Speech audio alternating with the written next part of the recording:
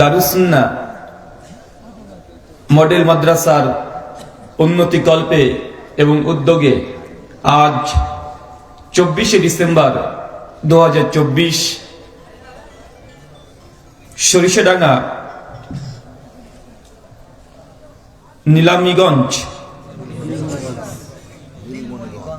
নির্মলীগঞ্জ চুয়াডাঙ্গার অন্তর্ভুক্ত এটা আপনারা যে তৃতীয় বার্ষিকীর আজিমুশান ওয়াজ মাহফিলের আয়োজন করেছিলেন, আজকের এই আলোচনা সভাটিকে সফল করার জন্য যারা সার্বিক দিক থেকে সাহায্য এবং সহযোগিতা করেছেন তাদের প্রত্যেকে স্বতন্ত্রভাবে নাম ধরে শুকরিয়া আদায় করা সম্ভব নয়।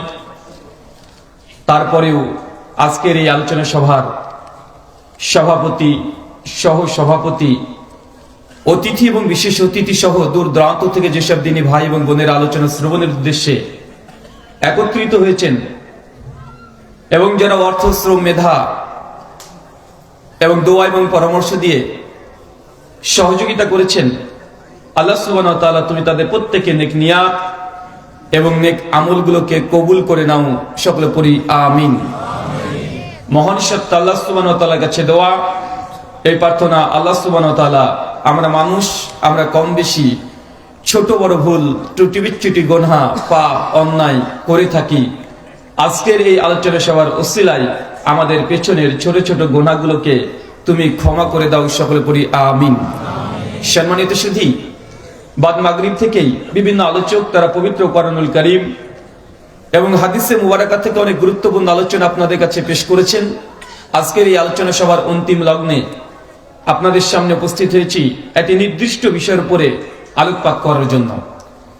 আজকে যে বিষয়ে গুরুত্বপূর্ণ আলোচনা হবে, আলোচ্য বিষয় সমকালীন বাংলাদেশ এবং আপনাদের করণীয়। কি বললাম বলেন তো?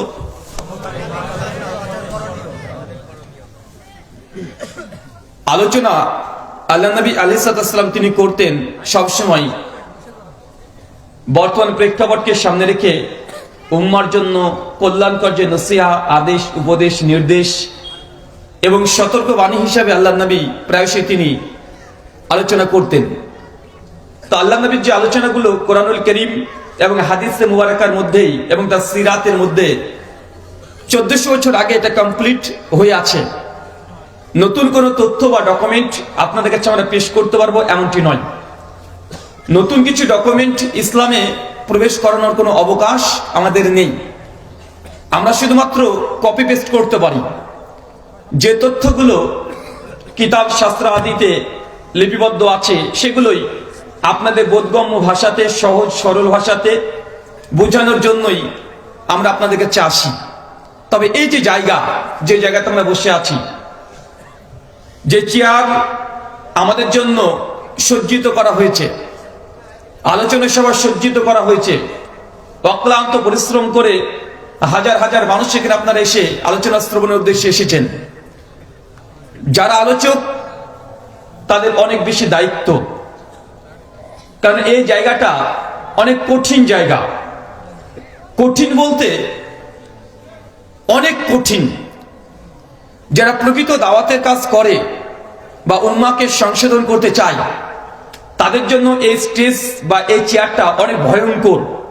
নিজের জীবন পরোয়া না করে, নিজের পরিবারকে পরোয়া না করে উম্মাকে নিয়ে চিন্তা করা, মানুষের কল্যাণ হবে কিভাবে, সেই চিন্তায় যারা চিন্তিত তাদের জন্য এই দাওয়াতি ময়দান অনেক কঠিন কাজ। দাওয়াত এমন একটি বিষয়, যখন মানুষকে আপনি হকের দাওয়াত দেবেন, আপনার বিরুদ্ধে আপনার প্রতিবেশী আগে ঝাঁপ দিয়ে উঠবে। পৃথিবীর শ্রেষ্ঠ মানুষ যারা, মানুষের মধ্যে শ্রেষ্ঠতা যে নবী এবং রাসূলগণ, নবী রাসূলকেও তার উম্মাত অনুসারীরা সহজ সরলভাবে নেয়নি। নবী ইব্রাহিম আলাইহিস সালাম এই দাওয়াতি কার্যক্রম করতে গিয়ে তাকে আগুনের মধ্যে নিক্ষিপ্ত হতে হয় নাই? আল্লাহ সুবহানাহু ওয়া তাআলা আগুনকে ঠান্ডা করে দিয়েছেন। নবী ইব্রাহিমের পরীক্ষায় সবচেয়ে কঠিন পরীক্ষা নবী ইব্রাহিম আলাইহিস সালামের জীবদ্দশাতে এসেছিল। যতগুলো নবী রাসূল প্রত্যেককেই তার কওম, তার উম্মত অধিকাংশই গ্রহণ করেনি। হকের দাওয়াত যখনই দিতে গিয়েছে তখনই সমাজ থেকে নবীদেরকে বয়কট করা হয়েছে, নবীদেরকে দেশ থেকে অন্য দেশে পালিয়ে যেতে হয়েছে, জেলখানে আবদ্ধ হতে হয়েছে। হয়েছে কি হয় নাই? হয়েছে। নবী ইউসুফ আলাইহিস সালাম জেল খেটেছে না? নবী ইউনুস আলাইহিস সালাম আল্লাহ সুবহানাহু ওয়া তাআলা পরীক্ষার জন্য 3 দিন তাকে মাছের পেটের মধ্যে থাকতে হয়েছে। আমাদের নবী আলাইহিস সালাম তিনি শ্রেষ্ঠ মানুষ ছিলেন। সেই সময় কাফেররাও নবী যখন নবী না, রিসালাতের দায়িত্ব পায় নাই, সেই সময় আল্লাহ নবীকে সত্যবাদী আলামিন, এই মক্কা মদিনার মধ্যে সবচেয়ে শ্রেষ্ঠ মানুষ আমাদের নবীকে বলা হয়েছিল, মুসলমান নয়, কাফেররাই বলেছিল। যখনই তিনি দাওয়াত দিয়েছেন, তাওহীদের দাওয়াত যখন পেশ করেছেন, তখন তার পরিবারের মধ্যে থেকে বিরোধিতা শুরু হয়েছে। নিজের মাতৃভূমি মক্কাকে ত্যাগ করে মদিনায় ফিরে যেতে হয়েছে। তাকেও তাইফের ময়দানে তার উম্মতরা রক্তাক্ত করেছে। বলছে কি করে নাই? করেছে। তাই চেয়ারটা অনেক দামি জায়গা। যখনই সত্য কথা বলতে যাবেন বিরোধিতা আসবেই। সত্য কথা বলবেন। এই জীবনের আল্লাহ নবী যে বলেছেন মুমিনদের জন্য এই দুনিয়াটা হচ্ছে জেলখানা, তখন আপনি বুঝতে পারবেন। আমি আলোচনা করে চলে গেলাম, মানুষ বলবে জবর আলোচনা হয়েছে, হেব্বি হেব্বি ইসলামিক গান সঙ্গীত শুনিয়েছে, এরকম আছে না ভাইজান? এখন তো ওয়াজ মাহফিলের ময়দানগুলো হয়ে গেছে অনেকটা জোকার কার্টুন যারা করে তাদের জন্য। আগে গ্রামগঞ্জে পঞ্চরস হতো, ওইগুলো বন্ধ হয়ে গেছে। বিচিত্রা হতো, বন্ধ হয়ে গেছে। যাত্রা হতো, বন্ধ হয়ে গেছে। এখন সেই জায়গাগুলোর একসঙ্গে সব ফ্লেভার নেওয়ার জন্য এখন এই ওয়াজ মাহফিল চলছে কি চলছে না? বক্তা এসে পঞ্চরেশ্বর গান বলে, বলে না ভাই? সিনেমার গান বলে না? বক্তা এসে নায়ক নায়িকার নাম, কে বিশ্ব সুন্দরী, কে কি, সবকিছু বক্তার মাথাতে মুখস্থ আছে। এমন কিছু নেই যে বক্তা জানা নেই। একদম হিন্দি সিনেমা থেকে শুরু করে বলিউড, হলিউড, টলিউড, ডলিউড যা আছে সব মুখস্থ। মানে এই প্রত্যেকটা জিনিস আমাদেরকে ডেলিভারি করতে হবে এই ওয়াজ মাহফিলের ময়দানে এসে। এমন যদি হয় তাহলে বলেন তো উম্মার কল্যাণ হবে? কোন কল্যাণ হবে না। এই জন্য তো গোটা বাংলার মধ্যে দেখা যায়, গোটা বাংলাদেশে আমার জানা মতে 64টা জেলা, 524খানা থানা আছে। সবগুলোতে আজকেও বাংলাদেশে দেখেন প্রত্যেক জেলায় কমপক্ষে 10টা করে ওয়াজ মাহফিল হচ্ছে না? প্রতিদিন যদি 10,000 বাংলার জমিনে যদি এরকম ওয়াজ মাহফিল, কমপক্ষে 3টে আলোচক আসছে, আলোচনা করছে, সত্যি যদি কোরআনের আলোচনা হতো, হাদিসের আলোচনা হতো, তাহলে বাংলাদেশে বর্তমান প্রেক্ষাপটে যত মাজার আছে একটাও অস্তিত্ব থাকতো না।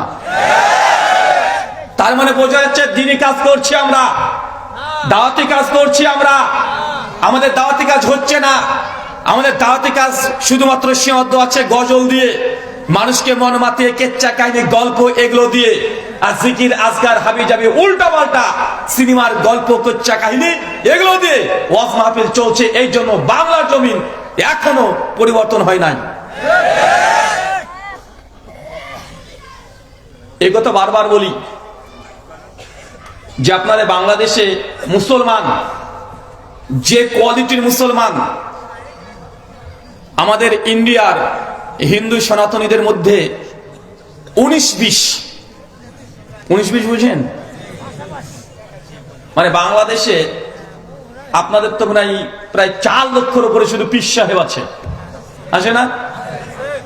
প্রায় 4 লক্ষের উপরে হয়ে গেছে পীর সাহেব। চিন্তা করেছেন 18 কোটি মানুষ, 1,85,00,000 তার আছে প্রবাসে। বাংলাদেশের রিপোর্ট, বাংলাদেশের 2021 সালে উইকিপিডিয়া অনুযায়ী। তাহলে 16 কোটি মানুষ আপনার বাংলাদেশি, 3 কোটি সংখ্যালঘু, মানে 13 কোটি মুসলমান আছে। 13 কোটি মুসলমানের জন্য প্রায় 4 কোটি পীর সাহেব লাগে। চিন্তা করেছেন? 13 কোটি মুসলমানের জন্য 4 লক্ষ যদি পীর সাহেব লাগে, মানে কত আপনার আল্লাহর ওলি হয়ে গেছেন বাংলাদেশে। এর জন্য প্রায়শই দেখা যায় চতুর্দিকে বাবা ছড়াছড়ি।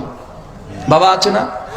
সব বাবা, মানে গাঁজা টানে ও বাবা, 10 দিন 20 দিন গোসল করানো শীতে বাবা, নামাজ রোজা হজ জাকাত নাই, সব বাবা।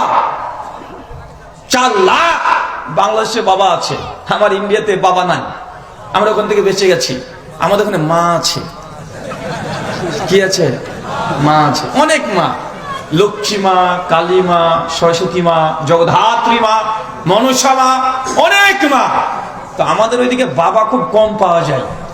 একটা বাবা আছে, সে হচ্ছে মহাদেব, মহেশ্বর, লীলকণ্ঠ, রুদ্রা, যাকে আপনারা চেনেন শিব নামে, শিবা। একটাই বাবা, ও মায়ের পায়ের নিচে পড়ে থাকে। মা কালীর পেছনে নিচে থাকে না, পাশে দেখবেন একটা কলকি থাকে, ভাঙ। কেন থাকে আমি ওটা বিশ্লেষণ করব না, ওরা তাদের ধর্মের বিষয়। অনেকে বলে এটা শিবের নাকি প্রসাদ, মানে ওদের ঠাকুর পণ্ডিতদের যখন আলোচনা শুনি তখন বলে ওরা হচ্ছে মহাদেবের প্রসাদ, গাঁজা। তার জন্য অনেকেই দেখবেন জঙ্গলে জঙ্গলে, শ্মশানে শ্মশানে শিব ভক্ত যারা আছে তারা গাঁজাদের মানে টান মারে আর বলে বম বলে। আমাদের মুসলমানের মধ্যে আছে না, হ্যাঁ, পীর সাহেব জিকির শিখেছে, কি জিকির? চলছে, মাতাল মাতাল চলছে, মানে এক এক জায়গায় এক রকমের জিকির। তো বর্তমান বাংলাদেশের প্রেক্ষাপট, আজকে আমি এই ধর্মীয় প্রেক্ষাপট আলোচনা করব না, আমি আলোচনা করব বর্তমান প্রেক্ষাপটে মুসলিমদের কি করণীয়, কি বর্জনীয়। ধর্মীয় প্রেক্ষাপট একাধিকবার আপনার সামনে আলোচনা করা হয়েছে। এমন কোন বিষয় নেই যে বাংলার মুসলমানরা জানে না। দীর্ঘদিন ধরে আপনাদেরকে একই কথা, এটা তৌহিদ, এটা শিরক, এটা সুন্নাত, এটা বিদআত। নামাজ পড়তে হবে, রোজা করতে হবে, হজ করতে হবে, যাকাত দিতে হবে। ভাই এই হাদিসগুলো, এই আয়াতগুলো আপনার জানা আছে না নাই? আপনার কোনটা জানেন না? সব জানেন। জানার পর যদি না মানেন, আমরা কি করতে পারি? কে জানে না? 5 ওয়াক্ত সালাত আদায় করতে হবে এজ এ মুসলিম, কোন কনসিডার নেই। আল্লাহ নবী বলেন সেই মুসলিম কিতাবুল ঈমান 253 নম্বর হাদিস, মান তারাকা সালাতা মুতাম্মাদান ফাকাদ কাফারা, যে ব্যক্তি ইচ্ছাকৃত নামাজকে ত্যাগ করে দেয় এ ব্যক্তি কাফের। এই হাদিস জানা আছে না? তারপরেও যদি ফজরে 20 জন মুসল্লি না হয়, আমরা কি করতে পারি? একদিন ওয়াজ করে এসে কি করব? আপনার হাদিস জানা আছে কিন্তু আপনি মানছেন না। দীর্ঘ 34 বছর ধরে শেখ আব্দুর রাজ্জাক বিন ইউসুফ হাফিজাহুল্লাহ বাংলাদেশের টেকনাফ থেকে তেতুলিয়া পর্যন্ত প্রত্যেকটা জায়গায় একই আলোচনা বারবার বলছে, নেসাউন কাসিয়াতুন আরিয়াতুন, ওই নারী জাহান্নামে যাবে যে পোশাক পরেছে তারপরে উলঙ্গ। এ হাদিস জানা আছে না? তারপরে যদি আপনি আপনার মেয়েকে উলঙ্গ পোশাক কিনে দেন, আপনার স্ত্রীকে যদি উলঙ্গ পোশাক পরিয়ে যদি মোটরসাইকেলে করে এলাকা এলাকা ঘুরে নিয়ে বেড়ান, আমরা কি করতে পারি? আপনি হাদিস কোরআন জানেন না এমনটা নয়, আপনি হাদিস জানেন। কেউ যদি জেনে বুঝে 1 টাকা সুদ খায়, মায়ের সঙ্গে জেনা করলে যে পাপ হয়, আপনি একাই সে পাপ করছেন। এ হাদিস জানা আছে না? তারপর যে সুদ খান, তারপরে সুদী ব্যাংকে যুক্ত থাকেন, তারপরে আপনার স্ত্রী আর বোনকে দিয়ে সুদের অর্থ দিয়ে টাকা নেন, বিভিন্ন গ্রাম গ্রাম থেকে বিভিন্ন জায়গা থেকে টাকা নিয়ে আসেন। আমরা একদিন ওয়াজ করতে এসে কি করতে পারি? আপনাদের কাছে আমরা শুধু বলতে পারি, জোর জবরদস্তি করতে পারি না। আপনি হাদিস একাধিকবার শুনেছেন, আজকে শুনলেন, আমার পূর্বে বক্তা বলেছে, জুমার খুতবাতে হচ্ছে, 1000 দিন আপনি হাদিসগুলো শুনেছেন। যদি না মানেন আমরা কি করব? আপনি জানেন লা ইয়াদখুলুল জান্নাহ, আল্লাহ নবী বলছেন ওই ব্যক্তি জান্নাতে যাবে না, ওই ব্যক্তি জান্নাতে যাবে না। আল কাতে, যে আত্মীয় সম্পর্ক ছিন্ন করেছে। আপনি বড় ভাই, আপনার বোনের বিয়ে দিয়ে দিয়েছেন, বোনটা শ্বশুর বাড়িতে 5 বছর সংসার করছে, আপনার বাবা মারা গেছে, আপনি বাপের সমস্ত সম্পত্তি একা ভোগ করছেন। বোন চলে এসেছে, ভাই আমি তো আব্বার জমির ভাগ পাবো, মাঠের অন্তত 4 কাঠা আমাকে দাও, আমার সমস্যা হচ্ছে। আপনি সঙ্গে সঙ্গে বলছেন, খবরদার, জমির ভাগ নিতে যদি জীবনে আসিস, এই বাড়ির 30 বানাই তুই পা দিবি না। আচ্ছা না, নাই কথা বলেন? আপনি তো জানেন যে রক্তের সম্পর্ক, আত্মীয় সম্পর্ক যে ছিন্ন করেন, তাহলে আপনি জান্নাতে যাবেন না। আর বাপের জমির ভাগ আপনার বোন পাবে, এটা হাদিসও না, সরাসরি কোরআনের আয়াত, সরাসরি কোরআনের আয়াত। সূরা নিসার 11 থেকে 23 নম্বর আয়াত পর্যন্ত আল্লাহ ডিটেইল আলোচনা করেছেন। আপনি হাদিস জানেন যে আপনার বোন সম্পত্তি ভাগ পাবে, তারপরেও গায়ে জোর দেখিয়ে বোনের সঙ্গে সম্পর্ক ত্যাগ করে দিলেন মাত্র কয়েক কাঠা জমির জন্য। আছে না নাই? কথা বলেন। আছে। আপনি এটাও জানেন, কেউ যদি 1 টাকা, কেউ যদি 1 বিঘা এক কাঠা একটা টিন যদি কেউ আত্মসাৎ করে, কিয়ামতের মাঠে আল্লাহ সুবহানাহু ওয়া তাআলা তার উপরে 7 বিঘা জমি কাঁধের উপরে দিয়ে দিবে। 7খানা টিন যদি একখানা দুনিয়াতে যদি বাটপারি প্রতারণা করেছে, 7খানা টিন তার কাঁধের উপরে রেখে দেওয়া হবে, আর গোটা কিয়ামতের মাঠ হেঁটে হেঁটে চলবে, মানুষ সবাই দেখবে যিনি হচ্ছেন প্রতারক। জানা আছেন আপনার? জানা আছে তো? তারপর যদি আপনি না মানেন, আমরা কি করতে পারি? একই কথা কতদিন বলতে ভালো লাগে, সবসময় একই ধরনের আলোচনা কি আর করব। আমরা যখন আলোচনা করতে বসি কনফিউজ হয়ে যায়, কি বলবো আজকে, কি শিক্ষা দেবো আপনাদেরকে, কোনটা জানেন না, সবই তো আপনারা জানেন, তো শেখাবো কি? আপনি জানছেন, মানছেন না। আপনি এটাও জানেন যে বিচার হয় 3 ধরনের। কয় ধরনের? বিচার হয় 3 ধরনের, সালিশ হয় 3 ধরনের। একজন ব্যক্তি বিচার করতে বসেছে, কিন্তু সে হক বাতিল কিছু জানে না, শুধুমাত্র নিজের স্বজন প্রীতির কারণে তার দিকে রায় দিয়ে দিয়েছে, এ ব্যক্তি জাহান্নামে যাবে। কোথায়? সমাজে এমন বিচার আছে না নাই?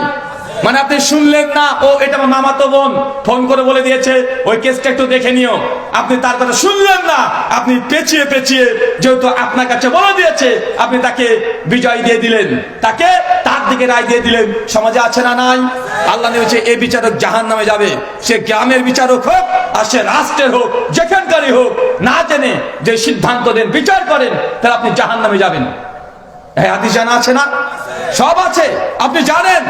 আল্লাহ নবী এই কথাও বলেছে, আবু জার, তুমি ক্ষমতা চেয়ে নিও না, ক্ষমতা চেয়ে নিও না, ক্ষমতা খুব কঠিন কাজ।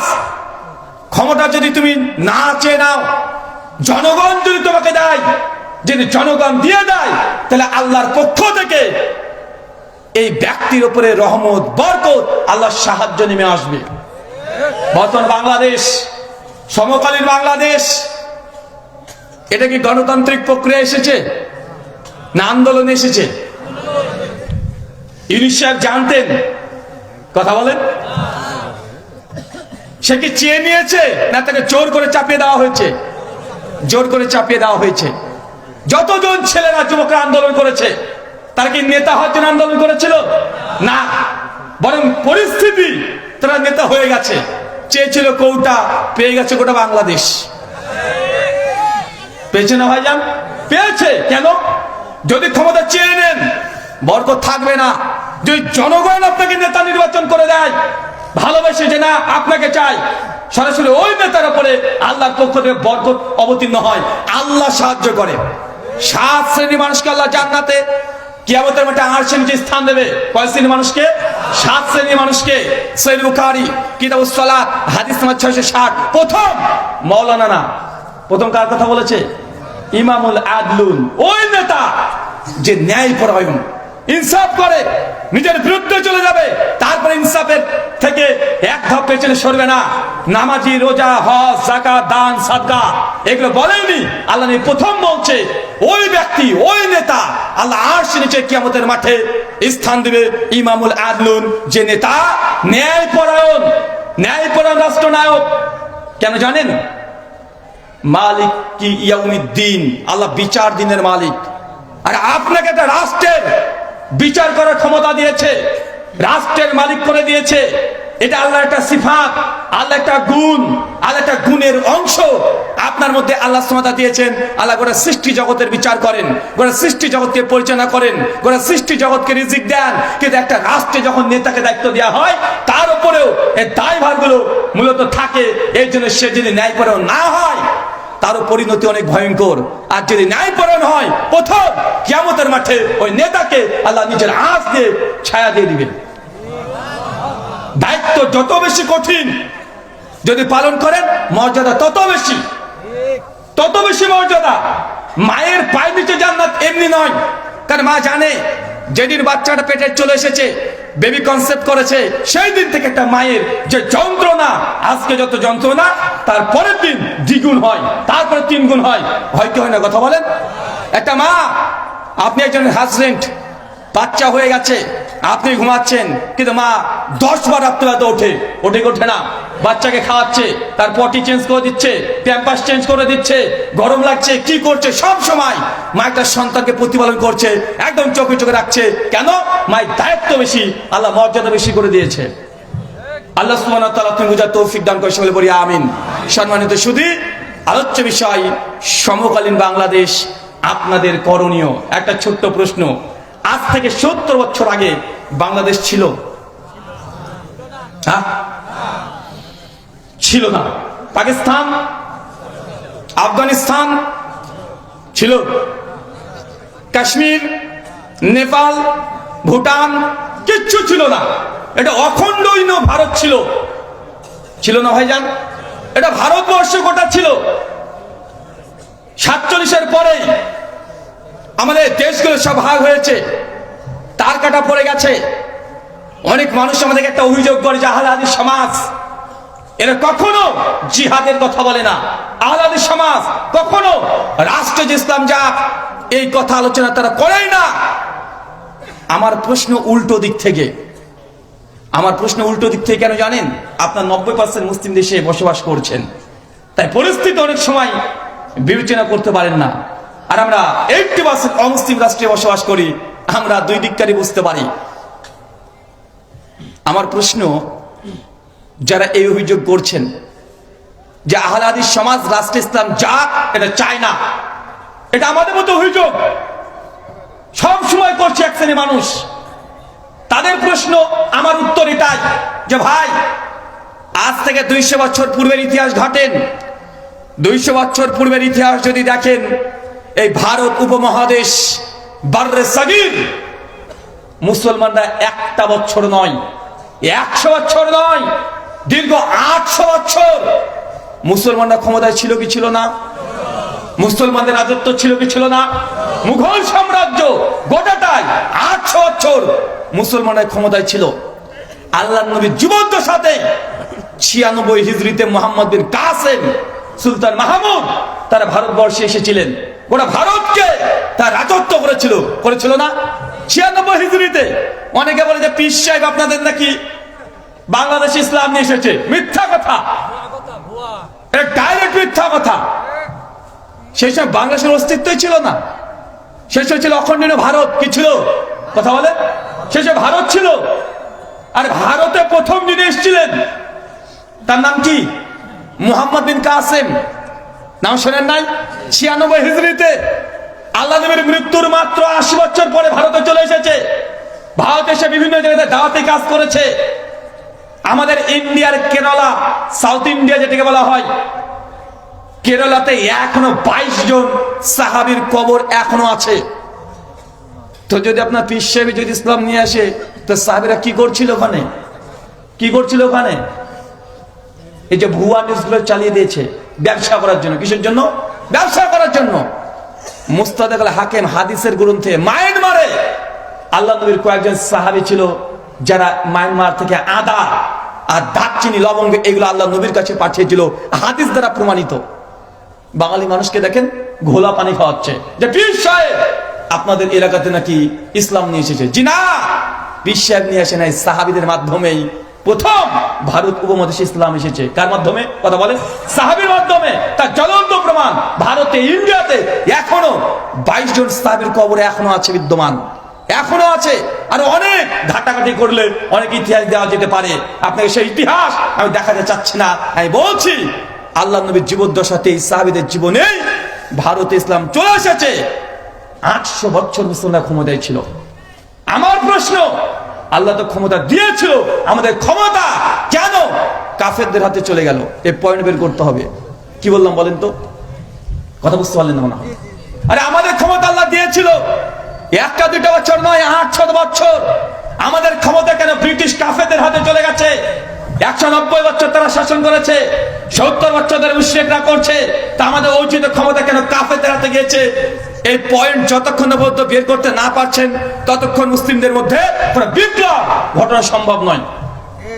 আচ্ছা, স্পেন, এই দেশটার নাম মনে পড়ে? চাচা, স্পেনে মুসলমানরা কতদিন ক্ষমতায় ছিল? কতদিন?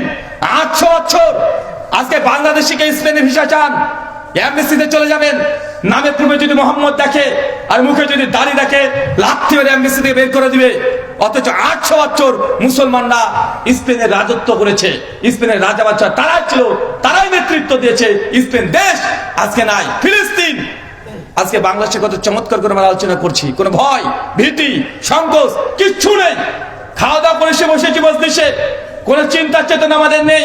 অথচ এখনো দীর্ঘ 1 বছর 3 মাস ধরে ফিলিস্তিনে মুসলিমদের উপরে নির্যাতন চলছে, চলছে না? চলছে কি চলছে না? চলছে। অথচ ফিলিস্তিনের ভূখণ্ড কাদের?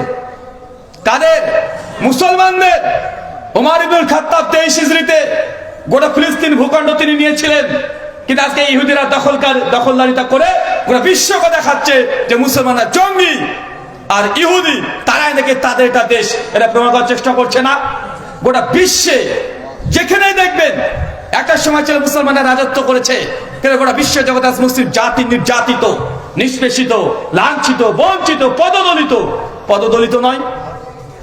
আচ্ছা, কারণ কি? এটা তো প্রেক্ষাপট বললাম আপনাকে, গোটা বিশ্বের মুসলমানদের প্রেক্ষাপট বললাম। আচ্ছা, মুসলিম জাতিকে আল্লাহ বলছেন কুনতুম খায়রা উম্মাহ, মুসলিম জাতি হচ্ছে সর্বশ্রেষ্ঠ জাতি। সূরা আলে ইমরান আয়াত নম্বর 10। গোটা বিশ্ব জগতে মুসলিমদেরকে তাকালে তাকে খায়রা উম্মাহ মনে হয় না, তারা নির্যাতিত, নিষ্পেষিত মনে হচ্ছে না? হয় যান। কারণ কি চাচা বলেন তো, কারণ কি? কারণ বের করতে হবে। কারণ যতক্ষণ বের করতে না পাচ্ছেন ততক্ষণ সমাধান দেওয়া সম্ভব নয়। আবেগে অনেক কথা বলা যায়। মেডিকেল সায়েন্সের ডাক্তারি নীতিমালা শাস্ত্র হচ্ছে এইটা, একটা রোগী যখন আপনার সামনে আসবে, ডাক্তার প্রথম দেখে যে রোগীটা যে অসুস্থ হয়েছে কি কারণে হয়েছে, ওই কারণটা বের করার চেষ্টা করে। যতক্ষণ কারণ বের করতে না পারবে, ডক্টর যদি গোটা মেডিকেলের যত ঔষধ আছে সব রুগীকে খাইয়ে দেয়, বা সেই রুগী সুস্থ হবে? কথা বলেন কেন? ও কারণই জানে না। চাচা, আপনার পেটে ব্যথা আর আপনি কানাডায় চলে গেছেন, চেন্নাই চলে গেছেন, হার্ট সার্জারি করছেন, পেটে ব্যথা ভালো হবে? তো মুসলমানের ক্ষমতা তো ছিলই, মুসলমান তো রাজত্ব করেছে গোটা বিশ্বের অর্ধবিশ্ব, 56টা ইসলামী রাষ্ট্র এখনো আছে। তারপরেও গোটা বিশ্ব জগৎ মুসলিম জাতি নির্যাতিত কেন? কেন নিষ্পেষিত? কারণ বের করতে হবে। অনেকগুলো কারণ আছে, আমি জাস্ট একটা কারণ বলবো। কয়টা? কথা বলেন। একটা কারণ বলবো, যে কারণটা আমার ব্যক্তিগত কোনো কারণ নয়, যে কারণটা সরাসরি আল্লাহ কোরআনুল কারিমে বলেছে। কথা বুঝতে পারলেন? ডাইরেক্ট আল্লাহ যে কারণ বলছে, এই কারণটাকে ছোট মনে করবেন না। আল্লাহ সুবহানাহু ওয়া তাআলা সৃষ্টি জগৎকে রচনা করেছেন, তিনি রাজত্ব দেন, তিনি রাজত্ব ছিনিয়ে নেন। তাই তিনি ভালো জানেন যে কি কারণে আল্লাহ সুবহানাহু ওয়া তাআলা ফিতনাতে জর্জরিত করে দেন, কি কারণে গজব আসে। এটা আল্লাহ গজব দেয়। গজব কে দেয়? কথা বলেন। তো কেন দেয় আল্লাহ কি জানাবেন আমাদেরকে? জানিয়েছেন। চলেন সূরা নূর, সূরা নম্বর 64, সূরা নম্বর 24, আয়াত নম্বর 63 শেষ অংশ আল্লাহ কোরআনে বলছেন, আল্লাযীনা ইউখালিফুনা আন আমরিহি আন তুসিবাহুম ফিতনা আন ইউসিবাহুম আযাবুন আলীম। বাংলা ভাবার্থ আল্লাহ কোরআনে বলছেন, হে নবী, দুনিয়াতে আপনার যারা বিরুদ্ধাচরণ করবে, আপনার আদর্শকে যারা লঙ্ঘন করবে, আন তুসিবাহুম ফিতনা, আমি সেই জাতিকে ফিতনাতে জর্জরিত করে দেব। বুঝতে পারলেন না? এই আয়াতের পাওয়ার কত দেখেছেন আপনি? আপনি লক্ষ্য করতে পারেননি। আল্লাহ বলছে, হে নবী, দুনিয়াতে যারাই আপনার বিরুদ্ধে আচরণ করবে, আপনি যা আদেশ করবেন তাই লঙ্ঘন করবে, আল্লাহ ডাইরেক্ট বলছেন তুসিবাহুম ফিতনা, আমি সেই জাতিকে ফিতনাতে জর্জরিত করে দেব। মুসলিম জাতি ফিতনার মধ্যে আছে না? কারণ কি? আল্লাহ বলছে নবীর আদর্শকে লঙ্ঘন করা। আচ্ছা, আমরা নবীর আদর্শকে লঙ্ঘন করি কি করি না? কোন জায়গাতে নবীর আদর্শকে আপনারা গ্রহণ করেছেন? একদম বাচ্চা যেদিন জন্মগ্রহণ করেছে তখন থেকে মৃত্যু পর্যন্ত সব জায়গায় নবীর আদর্শকে লঙ্ঘন করা হয়েছে, হয় নাই? সব জায়গাতে আপনি বিয়ে করছেন তবু নবীর আদর্শ নাই। আছে যে বিয়েতে যদি নবীর আদর্শ থাকতো, তা আপনার বিয়েতে 3 দিন আগে থেকে কিভাবে ডিজে গান বাজে? বাজে না? এটা নবীর আদর্শ? না কাফের মুরতাদদের আদর্শ? আল্লাহ বলেন তুসিবাহুম ফিতনা, যারাই নবীর আদর্শকে লঙ্ঘন করবে আমি তাদেরকে ফিতনাতে জর্জরিত করে দেব। আপনি যখনই বিয়েতে ডিজে বাজাতে শুরু করেছেন সেই দিন থেকে আপনাদের সমাজে, আমাদের সমাজে পরকীয়া, ব্যভিচার, 3 ছেলের মা এখন পালিয়ে যায়। আল্লাহকে নারাজ করে দিয়েছেন, আল্লাহকে বিয়ের আগেই নারাজ করে দিয়েছেন। আল্লাহর রহমত আপনার বিবাহ জীবনে থাকবে না, দাম্পত্য জীবনে থাকবে না। রহমত আল্লাহ তুলে দিবেন, গজব ফিতনাতে পরিবারকে জর্জরিত করে দিবেন। কারণ বিয়ের আগেই আপনি আল্লাহ নবীর আদর্শকে লঙ্ঘন করেছেন। আপনি বিয়ের পরে দাম্পত্য জীবনে এই কারণে আপনি সুখী না। প্রথম আলোর রিপোর্ট বাংলাদেশের 2022 সালের, বাংলাদেশে এবছর 13,000, 2022-এ প্রায় 14,000-এর কাছাকাছি। শুধু ঢাকা তো, গোটা বাংলাদেশ না। কোথায় কথা বলেন? ঢাকার উত্তর সিটি কর্পোরেশন এবং দক্ষিণ সিটি কর্পোরেশনে প্রায় 14,000 ডিভোর্স, তালাকের আবেদন এসেছে। তার মধ্যে 10,100 জন নারীর আবেদন করেছে। কথা বুঝতে পারলেন না? মানে মেয়েরা স্বামীর সংসার করবে না। আগে পুরুষরা তালাক দিত, এখন দেখুন উল্টে গেছে, বুঝছে না? উল্টে গেছে, এখন নারীরা তারাই তালাক দিচ্ছে। স্বামী এখন ভয় আছে কখন রাজনীতি আমাকে তালাক দিয়ে দেয়, ও ভয়ে আছে। আছে না ভাইজান?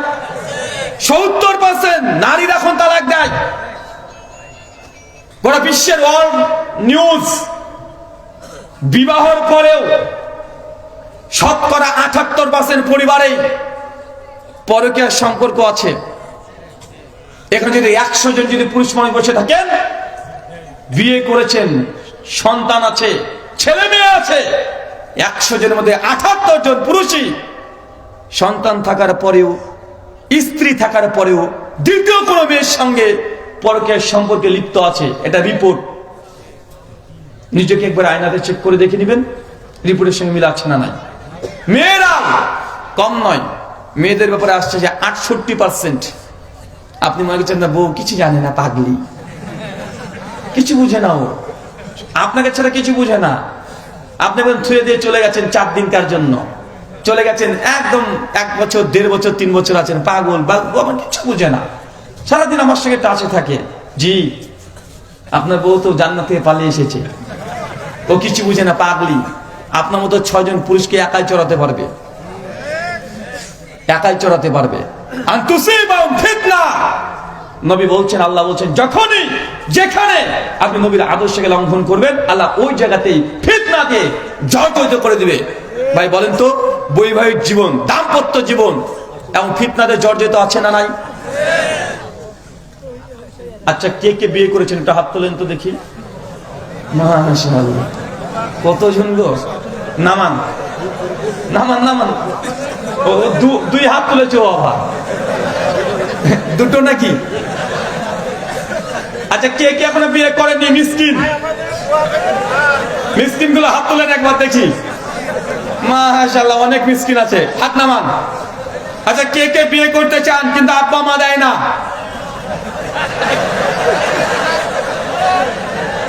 এদিকে আছে 4-5 জন। আপনার এখনো বিয়ে হয়নি? কিরে ভাই, ক্যামেরাম্যান কই? যারা বিয়ে করতে চায় আব্বা মা দেয় না, লজ্জা পাচ্ছে, ক্যামেরাম্যান ওদের দিকে ক্যামেরা ঘোরাও, যে পাত্রী চাই লিখে দাও, যে পাত্রী চাই। আপনি যখনই যেখানে নবীর আদর্শকে লঙ্ঘন করবেন ওই জায়গাতেই আল্লাহ ফিতনা দিয়ে জর্জরিত করবে। এটা আল্লাহ কোরআনে ডাইরেক্ট বলেছে। হৃদয়ে একটু ভয় নিয়ে আসার চেষ্টা করেন, এটা হাসি তামাশার বিষয় নয়। আচ্ছা, বিয়ে যারা করেছিলেন, বিয়ের দিন সকালে গোসল করেছেন? গোসল করিয়েছে আপনাকে? আচ্ছা, বিয়ের দিন সকালে গোসল কারা করিয়েছিল আপনাকে? হ্যাঁ, ভাবি না? হ্যাঁ, এ তো জান্নাত থেকে হুর পালিয়ে এসেছে। এর মতো ভালো মানে মেয়ে তার দুনিয়াতে নাই। ভাবি এসে তাকে গোসল করাচ্ছে আপনাকে, না? খুব ভালো লাগে, কারণ ভাবিও জানে যে দেওয়ার আজকে আমার চলে যাচ্ছে, আর আসবে না, আর তাকানো যাবে না, এতদিন যা হয়েছে হয়েছে, ওকে গোসল দিয়ে সব পাপগুলোকে ধুয়ে ছেড়ে দিই।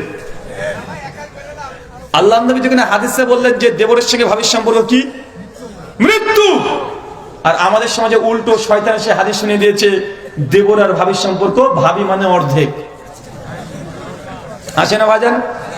আর শালি মানে আধা ঘরওয়ালি, মানে শালি মানে অর্ধেক, ভাবি মানে অর্ধেক। সমাজে আছে না নাই? আছে। যখনই সমাজে এই পশ্চিমা কৃষ্টি কালচার যখনই প্রবেশ করেছে, রাসূলের আদর্শ যখন ত্যাগ করেছে, তখনই এই সংসার জীবনে, দাম্পত্য জীবনে সবার মধ্যে আজকে দেখেন ভাঙন ধরতে শুরু করেছে না? করেছে। এটা নবীর আদর্শকে লঙ্ঘন করার জন্য। আপনি হাদিসটা বুঝতে পারেননি, চলেন আপনি মনে করছেন স্বাভাবিক। এই আয়াত ভয়ঙ্কর। আল্লাহ সাহাবীদেরকেও ছাড়েননি। সাহাবীরা যখনই নবীর আদেশকে লঙ্ঘন করেছে, আল্লাহ সাহাবীদের উপরেও এমন পরীক্ষা আরোপিত করেছে আপনি কল্পনা করতে পারবেন না। চলেন আপনাকে নিয়ে যাব 1400 বছর আগে। 1400 বছর আগে সহিহ বুখারী কিতাবুল জিহাদ হাদিস নাম্বার 3039, উহুদের যুদ্ধের অধ্যায়।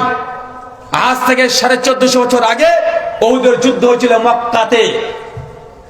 আজকের আধুনিক যুগে আপনি বসবাস করছেন। 1400 বছর আগে যে সিচুয়েশন কি হতে পারে এটা আপনি কল্পনা করতে পারবেন না। কেন? এখন তো ইলেকট্রনিকের যুগ। রাত যত হয় তত করে রাত্রিকে আরো যেন বেশি সুন্দর লাগে। ঢাকা শহর দেখবেন রাত্রিতে বেশি সুন্দর লাগে। রাজশাহী যত রাত হয় তত বেশি সুন্দর লাগে। কলকাতা যত রাত হয় তত তার চেহারা সৌন্দর্য ফুটে ওঠে। কেন? আধুনিক যুগ। 1400 বছর আগে এই লাইট তো দূরের কথা, হারিকেনের কাজ আবিষ্কার হয় নাই। সাইকেল তো দূরের কথা, আরে ভল টিউব আবিষ্কার হয় নাই। 1400 বছর আগে মরুভূমি ধুধু প্রান্ত, চতুর্দিকে উট ঘোরাঘুরি করছে, খেজুর বৃক্ষ চতুর্দিকে আছে, উত্তপ্ত রোদ। আল্লাহ নবী আলাইহিস সালাম বসে আছেন, রাত্রিতে যখন ঘুমিয়েছেন হঠাৎ করে তিনি স্বপ্ন দেখছেন যে উহুদের যুদ্ধে আল্লাহ নবীর কিছু সাহাবীরা শহীদ হয়ে গেছে। আল্লাহ নবী যখনই এই স্বপ্ন দেখেছে চট করে উঠে পড়েছে। উঠে বুঝতে পারছেন যে না, উহুদের যুদ্ধে মুসলমানদের ক্ষতি হয়ে যাবে, আমার সাহাবীরা মারা যাবে। আল্লাহ নবী উঠে সঙ্গে সঙ্গে মসজিদে চলে গেছেন। মসজিদে গিয়ে সাহাবীদের সাথে পরামর্শ হয়েছে, সাহাবী আমার, আমি এই স্বপ্ন দেখেছি, উহুদের প্রান্তে আমাদের ক্ষতি হতে পারে। মনে রাখবেন ইসলামের ইতিহাসে যতগুলো যুদ্ধ হয়েছে সবচেয়ে ভয়ঙ্কর মর্মান্তিক যুদ্ধের নাম হচ্ছে উহুদের যুদ্ধ। কেন? এই যুদ্ধে মুসলমানরা হেরে গেছে। আল্লাহ নবী দাঁত মরক এই যুদ্ধে শহীদ হয়েছে। আমির হামজা এই যুদ্ধে শহীদ, সাইদ বিন মুসাইব এই যুদ্ধে শহীদ, হানজালা এই যুদ্ধে শহীদ, জাবের বিন আব্দুল্লাহর পিতা এই যুদ্ধে শহীদ। প্রায় 70 জন বড় বড় সাহাবী এই যুদ্ধে শহীদ হয়ে গেছে। মুসলমানরা ওদের যুদ্ধে হেরে গেছে। কি করেছে কথা বলেন? হেরে গেছে। তাই হেরে যাওয়া ইতিহাস বেশি বেশি পড়তে হবে। কেন? আল্লাহ নবী বলছেন মুমিন কখনো একই গর্তে দুইবার পা দেয় না।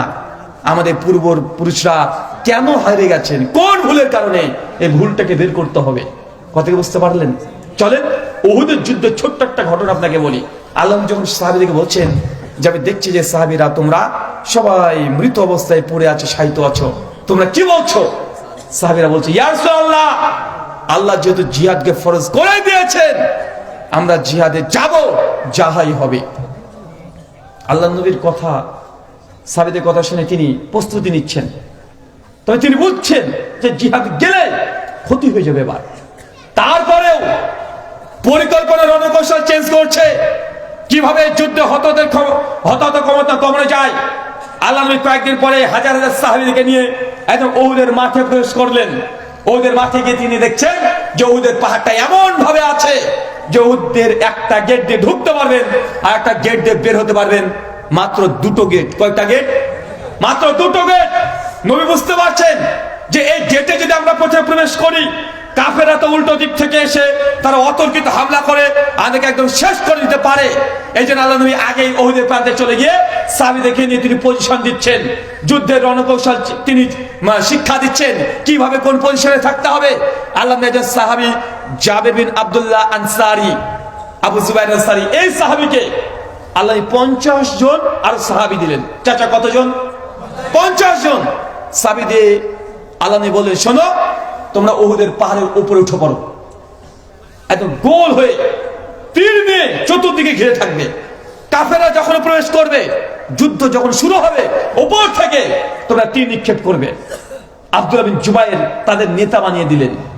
50 জন সাহাবী, আল্লাহ তাদেরকে আদেশ করলেন, শোনো, যদি দেখো নিচে মুসলমানরা মার খাচ্ছে, তোমাদের ভাইরা হেরে গেছে, আসমান থেকে কোনো পাখি এসে চিল এসে তোদের ভাইয়ের রক্ত মাংস ছিঁড়ে ছিঁড়ে নিয়ে চলে যাচ্ছে, তারপর আমি নবী যতক্ষণ আদেশ না করব পাহাড় থেকে কেউ নিচে নামবে না।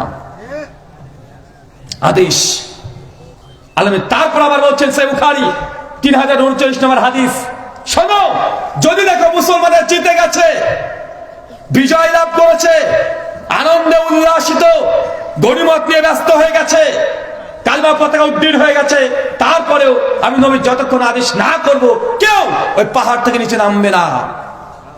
চাচা বলেন তো এটা কার আদেশ? নবীর আদেশ। আল্লাহ নবী এইভাবে পজিশন তৈরি করে দিলেন। ওহুদের উপরে 50 জন তীরন্দাজ সাহাবী, সবাই তীর নিয়ে একদম রেডি আছে। আমির হামজা চাচা বলছে, চাচা আপনি ওইখানে দাঁড়াবেন। আল্লাহ নবীর সঙ্গে 9 জন সাহাবী নবী নিয়ে নিলেন, 9 জন সাহাবী, যে তোমরা আমার সঙ্গে থাকবে। সাইদ বিন মুসাইব তাকে বলো, তুমি কালেমার পতাকাটা তুমি ধরে রাখবে, তোমার কাছে পতাকা থাকবে। আলী বিন আবি তালেব, তুমি সাইদ বিন মুসাইবের সঙ্গে সঙ্গে থাকবে। চতুর্দিক থেকে তোমরা উহুদের প্রান্তকে আল্লাহ যুদ্ধের সজ্জায় সজ্জিত করে দিলেন। কিছুক্ষণ পর উল্টো দিক থেকে কাফেররা প্রবেশ করছে। 3000 উট, 1000 ঘোড়া, প্রায় 5000 সৈন্য নিয়ে। আবু সুফিয়ান যুদ্ধের লিডার, আর মাঠের লিডার হচ্ছে খালিদ বিন ওয়ালিদ। এই নামটা চিনতে পারছেন? খালিদ বিন ওয়ালিদ, তার নাম, তার বৈশিষ্ট্য দেওয়া হয়েছে সাইফুল্লাহ। সাইফুল্লাহ মানে কি জানেন? আল্লাহর তরবারি। খালিদ বিন ওয়ালিদকে আরেকটু বুঝে নেন। খালিদ বিন ওয়ালিদ এমন যোদ্ধা, ও যখন জীবনে যতটা যুদ্ধ করেছে, একটা যুদ্ধেও পরাজয় হয় নাই। যখন কাফের ছিল, মুসলমানদের বিরুদ্ধে যুদ্ধ করেছে, জিতেছে তবুও। যখন মুসলমান হয়ে গেছে খালিদ বিন ওয়ালিদ, কাফেরদের বিরুদ্ধে লড়াই করেছে, তবুও জিতে গেছে। মানে খালিদ বিন ওয়ালিদ আছে আর যুদ্ধে হেরে যাবে, এটা সম্ভবই হয়নি। জাবির বিন আব্দুল্লাহ বলছেন, যেদিন খালিদ বিন ওয়ালিদ মৃত্যুবরণ করলেন, তাকে গোসল দেওয়াচ্ছিলাম, তার শরীরটাকে যখন দেখলাম গোসল দেওয়ার সময়, খালিদ বিন ওয়ালিদের শরীরে এমন একটা জায়গা নেই যে জায়গাতে তীরের আঘাত নেই, পুরো শরীর তীরবিদ্ধ করা আছে। কিন্তু খালিদ বিন ওয়ালিদ যুদ্ধে গিয়ে, জিহাদে গিয়ে শহীদ হয়নি। কেন জানেন? আল্লাহ যদি তাকে শহীদের মর্যাদা দিয়ে দিতেন, যুদ্ধে কাফেরদের হাতে যদি নিহত হতেন, মারা যেতেন, তো আল্লাহর তরবারি কখনো পরাস্ত হতে পারেন? আল্লাহ তার জন্য তাকে মৃত্যু যুদ্ধের ময়দানে দেয় নাই, স্বাভাবিকভাবে তিনি মৃত্যুবরণ করেছেন। খালিদ বিন ওয়ালিদ এবং কাফেরদের দলে। কাদের দলে চাচা? কাফেরদের দলে। একদম তীরন্দাজ গতিতে ধেয়ে চলে আসছে, একসঙ্গে সঙ্গে সঙ্গে কালেমা পতাকা তুলে দিয়েছে। মুসলমানরাও বুঝতে পারছে কাফেররা চলে এসেছে, এখন যুদ্ধ শুরু হবে। মুসলমানরাও পতাকা তুলে দিয়েছে। তুমুল লড়াই, মর্মান্তিক লড়াই চলছে। এই লড়াইগুলো দৃশ্য আপনাকে বলা সম্ভব নয়। যে যেমন ভাবে করে লড়াই চলছে, মরণপণ লড়াই করে নিজেদেরকে বিজয় লাভ করার জন্য চেষ্টা চলে যাচ্ছে। উপর থেকে 50 জন সাহাবী, তারা অনবরত নিরন্তর ভাবে তিনি নিক্ষেপ করছে উপর থেকে কাফেরদেরকে। কয়েক ঘন্টা যুদ্ধ করার পরে কাফেররা দেখছে যে না, এই যুদ্ধের যেটা সম্ভব নয়, তা দুর্বল গতিতে মাঠ ত্যাগ করে উহুদের মাঠ ছেড়ে দিয়ে পালাতে শুরু করেছে। সব পালিয়ে চলে যাচ্ছে। 10-15 মিনিট পরে ওরা মাঠ ফাঁকা। খালিদ বিন ওয়ালিদ নেতৃত্ব দিচ্ছেন। আবু সুফিয়ান বলছে, তোমরা তাড়াতাড়ি ওদের প্রান্ত ত্যাগ করে চলে যাও। সবাই একসঙ্গে উট আর ঘোড়া নিয়ে যা আছে নিয়ে ছুটতে শুরু করেছে, সব পালিয়ে ওদের মাঠ ত্যাগ করে দিয়েছে। মুসলমানরা আলহামদুলিল্লাহ যুদ্ধে বিজয় লাভ করে ফেলেছে।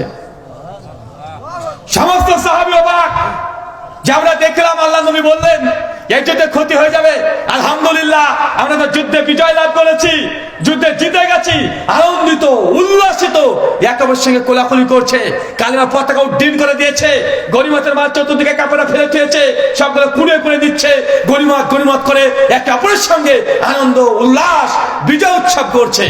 যেমন ভাবে আজকের দিনে বাংলাদেশে আপনারা উল্লাস করছেন, আপনারা যেমন আনন্দিত, কেন? কেউ একজন পালিয়েছে, উহুদের যুদ্ধে কাফেররা পালিয়ে গেছে, মুসলমানরা বিজয় লাভ করেছে, আনন্দিত উল্লাসিত মনে হচ্ছে বিজয় সম্পূর্ণ চলে এসেছে। যার বাংলাদেশের প্রেক্ষাপট এখন কেউ একজন পালিয়েছে 5 তারিখে, সঙ্গে সঙ্গে আপনারা কয়েক ঘন্টার মধ্যে একদম করে বাংলাদেশকে আপনারা দখল করে নিলেন। বাংলাদেশের মানুষের মুখে হাসি, বিজয়ের আনন্দ তারা পেয়ে গেছে, তারা খুশিতে উল্লাসিত, উল্লাসিত না? তবে মনে রাখবেন, বিজয়ের এখনো কোনো কিছুই হয় নাই, মাত্র 50% কাজ হয়েছে, এখনো 50% কাজ বাকি আছে। আর একটা ঝাটকা দিয়ে 100% কাজ করে বাংলাদেশে যতক্ষণ কালেমার পতাকা না উড্ডীন হচ্ছে ততক্ষণ বিজয় আনন্দ উল্লাস এটা করাতে অনর্থক। আর এই বাকি 50% কাজ এই যুবক তরুণদেরকে করতে হবে। যে 50% কাজ হয়েছে এটা হুজুরদের জন্য হয় নাই, কোন রাজনৈতিক দলের জন্য হয় নাই, এই তরুণ সমাজ, যুব সমাজ এরাই এই কাজটাকে করে দেখিয়ে দিয়েছে। সেই সময় কি হুজুরা করেছে? যেসব হুজুরা বড় বড় কথা বলে, ফিলিস্তিনিকে যুদ্ধ করব, কাশ্মীর দখল করব, এই করব, আছে না? কে আবার দাজ্জালকে বাজার টেনে নিয়ে চলে আসে বাংলাদেশে, কে বলছে ঈসা নবী ঢুকিয়ে পড়লো 2024-এ, মানে তারা রেডি, একদম ই করবে, এটা করব, ওটা করব, সব করব। বাংলাদেশের সংকটময় সময় বাংলাদেশের একটা হুজুরকেও মাঠে দেখা যায় না, দেখা গিয়েছে কেন? আপনার ওই যে হুজুরগুলো ছিল, রংবাজের হুজুর, রংপুরের হুজুর, মনে পড়ছে না? যারা বড় বড় কথা বলে, আহলে হাদিসকে বলছে থুতু মারবো, কি করব সব বলছে। তুমি কি করছিল ভাই বাংলাদেশে সেই সময়? তোমাকে দেখা গিয়েছিল সেই সময়? আপনি তো কষ্টবান বললে, এই কথা বললে তো কষ্টবান, কারণ আপনি বক্তার প্রেমে প্রেমিক, আপনি বাস্তবতা বুঝতে চান না, শরীয়ত বুঝতে চান না। বক্তাকে ভালো লেগেছে, বক্তা ভালো ভালো কথা বলেছে, আপনি বক্তার প্রেমে প্রেমিক। অথচ বাংলাদেশের সংকটময় সময়ে একজনও এই ছাত্রদের পাশে কেউ ছিল না। যে কটা এসেছে সব 5 তারিখের পরে, 5 তারিখে পরে নয়, সব 5 তারিখে পরে। সেই সময় একটা গুজব হয়েছিল, দেখেছিলাম যে ওই হুজুরকে নাকি পুলিশে তুলে নিয়ে গুম করে দিয়েছে। আবার ফেসবুকে সব তোলপাড়, হ্যাঁ আমাদের হুজুর তুলে নিয়ে চলে গেছে। আমাদের হুজুর যেভাবে জিও পলিটিক্স নিয়ে কথা বলে, যেভাবে টাকা পয়সাকে হারাম করে দেয়, যে দাজ্জালকে আমাদের টেনে নিয়ে ঢাকাতে ঢুকিয়ে দেয়। ভাই আপনারা অনেক জানেন, আমি অতটা বলতে চাচ্ছি না। মানে হুজুর মানে একে স্বাভাবিক তুলে নিতে পারে। যখন গুজব চতুর্দিকে চলে আসলো, পরের দিন ফেসবুকে দেখবেন সেই তারিখগুলো মনে রাখবেন, 16 তারিখের পর থেকে 5 তারিখ পর্যন্ত সব হুজুরদের ফেসবুক পেজগুলোকে একবার ঘেটে দেখবেন কার কটা পোস্ট আছে, দেখবেন, খুঁজে পাবেন না। পরে পোস্টে লিখছে যে আসসালামু আলাইকুম, গুজবে কান দিবেন না, আমার নামে গুজব ছড়ানো, আমাকে নাকি গুম করে দিয়েছে। তবে না, আমাকে গুম করে নাই, আমি নিরাপদে নিজ বাসস্থানে বাড়িতে আছি। আমি বেশ কয়েকদিন থেকে কিতাব মোতালা করছি। বাংলাদেশের সংকটময় সময় আর তোমার ওই যে হুজুর কিবোর্ডেই যুদ্ধ করে দেশকে দখল করে নাই, সেই সময় পড়াশোনা করছে। এটা হচ্ছে তোমার হুজুরের কি কথা বলেন, এটা মাইক পেলে বড় বড় কথা বলে দেয়, মাইক পেলে জনসংখ্যা গরম করে দিতে সবাই পারে কি পারে না? কথা বলেন।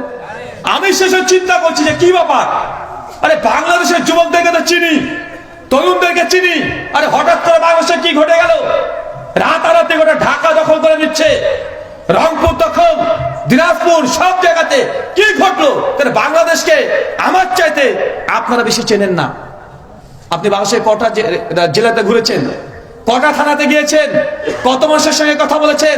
আপনার চাইতে একটা জেলা হলেও আমি বেশি গিয়েছি কি জানি না, কথা বলেন। আমি চিনি আপনাদের নারী নক্ষত্র সব চেনা আছে। আমি দেখছি যুবকরা এটা রাষ্ট্র বুঝে না, এরা ধর্ম বুঝে না, অর্থনীতি বুঝে না, এরা বই খাতা নিয়ে কলেজে যায়, গার্লফ্রেন্ডের পেছনে সময় দিতে ব্যস্ত। এরা কি আবার ঢাকা দখল করে নিচ্ছে বাবা। সেই সময় ছিল মালয়েশিয়াতে ডাক্তার জাকির নায়েকের সঙ্গে সাক্ষাৎ হয়েছিল 2 তারিখ, আর পরের দিন 3 তারিখে শেখ মুজিবুর রহমান আজহারি হাফেজাহুল্লাহ তার সঙ্গে মালয়েশিয়াতে সাক্ষাৎ হয়েছিল। আর গোটা বিশ্বের মিডিয়া সব বাংলাদেশের দিকে ফোকাস। কি হয়, কি একটা হবে, কিছু একটা হবে, কিন্তু কি যে হবে কেউ বুঝে না।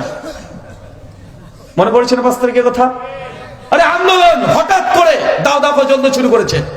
10 দফা, 9 দফা, 6 দফা বাদ দে, 1 দফা বলে 6 তারিখে জমায়েত হবে। হঠাৎ করে রাত্রেবেলা 4 তারিখ বলছে 6 তারিখে না 5 তারিখে চল। সব হঠাৎ করে সিদ্ধান্ত হয়েছে না ভাইজান। আমি ভাবছি যে পেছনে কি আছে রে বাবা, এই যুবকদেরকে খেপে দিচ্ছে। পেছনে হুজুরা নাই, সব হুজুরা বসে আছে, ও ফেসবুকে কমেন্ট করে না ভয়ে তুলে নিয়ে চলে যায় বলে। রাজনৈতিক নেতারা নাই, আরে যুবকরা, তরুণরা, বই খাতা নেতারা ছুড়ে বেড়াচ্ছে। এদের পেছনে কে আছে, কারা ইন্ধন দিচ্ছে, কারা কাঠি দিচ্ছে? তো অনেক চেষ্টা করলাম যে কি কারণ হতে পারে, এত দ্রুত এত বড় বিপ্লব ঘটা কিভাবে সম্ভব। তো অনেকগুলো কারণ আছে, আমাদের একটা ছোট্ট কারণ বলি, অনেক কারণ একটা কারণ। যদিও ছেলেরা যারা আছেন আজকে এরা স্বীকার করবে না, কিন্তু একটা কারণ ছিল এর মধ্যে। কি জানেন? আপনাদের উনার একটা ভুল সিদ্ধান্ত ছিল, সেটা হচ্ছে 7 থেকে 10 দিন বাংলাদেশে ইন্টারনেট বন্ধ রেখে দেওয়া। এই 7 থেকে 10 দিন ইন্টারনেট বন্ধ রাখার জন্য এই যুবকরা পাগল, হাফ ম্যাড হয়ে গেছে। আরে যারা 1 ঘন্টা নেট ছাড়া চলতে পারে না, আরে 1 ঘন্টা নেট ছাড়া চলতে পারে না, 1 দিন সহ্য করবে, 2 দিন সহ্য করবে। নেট কেন নেই রে? ওদের নেট নেই, ওই কারণে ও বন্ধ করেছে। আরে তোরা ক্ষমতা কে থাকবি, থাকবা। তোরা কত কোটি টাকা সুইস ব্যাংকে জমা করবি, তোদের ব্যাপার। আমি 700 টাকা দিয়ে বাপের পকেট মেরে নেট মেরেছি, আমার নেট থাকবে না কেন? আরে এই যুবক তরুণের তো এটাই, ধর্ম বুঝে না, রাষ্ট্র বুঝে না, রাজনীতি বুঝে না, এরা শুধু বুঝে যে কিভাবে গার্লফ্রেন্ডকে পটাতে হবে, কিভাবে পাবজি খেলতে হবে, ফ্রি ফায়ার খেলতে হবে। আরে যুবক তরুণ এরা তো এই কাজ করতে ব্যস্ত, রাষ্ট্র কোনো কিছু তাদের হদিশে নাই। কিন্তু তারা যে রাস্তায় নেমেছে, বড় কারণ একটা, এই নেটটাকে বন্ধ রাখা। নেটটা যদি বন্ধ না হতো তাহলে কিছু ইয়াং ছেলে যারা স্কুল কলেজে পড়ে ওই তারা আন্দোলন করতো, কোটা আন্দোলনে সীমাবদ্ধ থাকতো। যেমন 18তে হয়েছিল, এত বড় বিপ্লব হতো না। নেট বন্ধ হয়ে গেছে, 1 দিন, 2 দিন, 3 দিন, 10 দিন। এই আন্দোলন, এই ক্ষোভ, এই রাগ 2 বছরের ছেলের মধ্যে জেগে গেছে। কেন জানেন? ও ভাত খেতে যাচ্ছে, মোবাইলে কার্টুন চলছে না, ভাত খাবে না। কথা বুঝতে পারলেন না ভাইজান? আরে ছেলেটা 10 দিন ভাত খেতে পারে না, ও ছেলে খায় না, মোবাইল দেখতে হয় ওকে। ও টিকটক ভিডিও না দেখলে ও মানে 1 লুকমা ভাত দেবে না। ছেলের মা রেগে গেছে, কি ব্যাপার, এই কি গো, নেট নাই কেন 3 দিন থেকে? ছেলের বাপ বলছে নেট বন্ধ করেছে। কে বন্ধ করেছে? উনি বন্ধ করেছে। তোর কিছু বলি রে, আমার ছেলে খেতে পায় না আর নেট বন্ধ করেছে। কেন করেছে? ওই কি হয়েছে, কি হয়েছে জানি না, দেখো তো। ছেলের মা শুনেছে যে কিভাবে ওই ছেলেরা সব ঢাকাকে দখল করবে। ছেলের মা বলছে, তুমি বাড়িতে বসে কি করছো? ছেলে আমার খায় না, যাও ছেলেদের সঙ্গে যাও। মানে এটা একদম 2 বছর থেকে 102 বছর পর্যন্ত সবার ঘরে ঘরে পৌঁছে গেছে আন্দোলন। কেন? যদি ওই শুধু কোটা আন্দোলন থাকতো না, এত দ্রুত কাজ হতো না। ওই নেট বন্ধ করার কারণে সবাইকে কষ্ট দিয়েছে। মানুষ মনে করছে যে আদিম যুগে চলে আসলাম নাকি রে ভাই। আরে কারোর সঙ্গে যোগাযোগ নাই, প্রবাসীরা বাড়িতে যোগাযোগ করতে পারে না, এরকম মনে হচ্ছিল ভাই। মনে হচ্ছে 24 ঘন্টা, দিন কত বড় রে ভাই, রাত যে কত বড়, রাত কাটে না। আর ছেলেরা গার্লফ্রেন্ডের সঙ্গে ভিডিও করে 10 দিন দেখতে পায় না, ওই এমনি হার্ট অ্যাটাক করবে, এমনি হার্ট অ্যাটাক করবে। কারণ এরা এটা ছেলে কিছু বুঝেই না। তো যা হয় হবে, জীবনের শেষ রিস্ক। হয় নেট নিয়ে বাড়িতে ফিরবো, নচে তোর একটা হিল্লা করে চেরবো, মানে এরকম ওয়াদাই করে নিয়েছে। আপনাকে আমি বলছি এটা মানে এটা মোটেও ফেলে দেওয়ার কারণ না, এটা আন্দোলনকে বড় করা, তৃণমূল পর্যন্ত পৌঁছে দেওয়া, এটা বড় একটা কাজ করেছে। কেন? কারণ তারাও চেষ্টা করছে দেশে কি ঘটছে এটা কাউকে জানাবে না, গোপনে গোপনে সবকিছু করে দিবে, কিন্তু মাকারু মাকার আল্লাহু আল্লাহু খায়রুল মাকিরিন, তারাও কৌশল করেছিল, আল্লাহ কৌশল করেছিল, তাদের কৌশল চাইতে আল্লাহর কৌশল হচ্ছে শ্রেষ্ঠ। সূরা আল ইমরান আয়াত 54। আল্লাহ ফেরাউনের কোলে মূসাকে বড় করেছে, ঠাটে থাপ্পড় দিয়েছে, দিয়েছে না? তো দ্বারা নেট বন্ধ করছে, নেট বন্ধ করাটাই বড় একটা কাজও করেছে। বাংলাদেশে যেটা ঘটেছে মনে করবেন না যে এখনই বিজয় চলে এসেছে, এখনো 50% কাজ বাকি আছে। এই কাজ কমপ্লিট করতে হবে। যতক্ষণ কমপ্লিট না হচ্ছে বিজয় এখনো কিছুই আসে নাই। চলেন ওদের যুদ্ধের দ্বিতীয় রাউন্ডের কথা বলি। ওদের যুদ্ধের দ্বিতীয় রাউন্ডের কথা বলি। একদিকে হাদিস, একদিকে বাংলাদেশের প্রেক্ষাপট। দেখেন তো মিলছে কি মিলছে না? যখন কাফেররা পালিয়ে চলে গেছে, অনেকটা দূর চলে গেছে, খালিদ বিন ওয়ালিদ অনেক বড় ইন্টেলিজেন্ট, বড় যোদ্ধা, সে হেরে যাবে এটা হতে পারে না। ও চিন্তা করছে যে কি ব্যাপার, আমি হারলাম কেন? চিন্তা করতে করতে দূর থেকে তাকাচ্ছে উহুদের পাহাড়ের দিকে, দেখে 50 জন মুসলিম সৈনিক ওইখানে দাঁড়িয়ে আছে, তীর নিয়ে আছে। খালিদ বিন ওয়ালিদ বুঝে নিলেন যে উঁচু জায়গা থেকে তীর নিক্ষেপ করেছে, তাদেরকে তারা লক্ষ্যই করতে পারেনি। ওইখান থেকে মুসলমান তীর মেরেছে, তার জন্য মুসলমানরা জিতে গেছে, কাফেররা পালিয়ে গেছে। মুসলমানরা এখন নিচে গনিমত নিয়ে ব্যস্ত, আনন্দ করছে, উল্লাস করছে। আর পাহাড়ের উপরে চাচা বলেন তো কয়জন ছিল? 50 জন। 50 জন সাহাবীর মধ্যে তখন অধিকাংশই তাদের মধ্যে মতভেদ ঘটে গেল। 50 জন অধিকাংশ বলছে চলো নিচে চলো, আমরা জিতে গেছি, কালেমা পথে উদ্দিন হয়ে গেছে। আরে ভাইরা গনিমতের মাল করাচ্ছে, চলো আমরা গনিমত গনিমত করে চিৎকার মারছে। আর সাহাবীরা পাহাড় থেকে নিচে নামতে শুরু করে দিয়েছে। আব্দুল্লাহ বিন জুবায়ের তাদের নেতা চিৎকার মেরেছে, খবরদার কেউ নিচে নামবে না, আল্লাহ নবী এখন আদেশ করে নাই, তোমরা কেউ নিচে নেমো না। সাহাবীরা বলছে আরে আমরা তো যুদ্ধে জিতে গেছি, দেখো কাফেররা পালিয়ে যাচ্ছে, গনিমতের মাল ভাগ হয়ে গেল, আমরা গনিমত পাবো না, আমরা জিতে গেছি। নিজের যুক্তি বিদ্যাকে কাজে লাগিয়েছে, কিয়াসকে কাজে লাগিয়েছে। অধিকাংশ সাহাবী নামতে শুরু করে দিয়েছে, আর কিছু সংখ্যক সাহাবী তারা আমিরের আনুগত্য করে আব্দুল্লাহ বিন জুবাইর আনসারীর সঙ্গে পাহাড়ে থেকে গেল, মাত্র 4-5 জন। বাকি সাহাবী নেমে চলে এসেছে, গনিমত গনিমত করে চিৎকার মারছে, আর গনিমত সংগ্রহ করতে শুরু করে দিয়েছে। খালিদ বিন ওয়ালিদ অনেকটা দূরে চলে গেছে। যেতে যেতে আবারও উহুদের ওই পাহাড়ে চোখ পড়ে গেছে।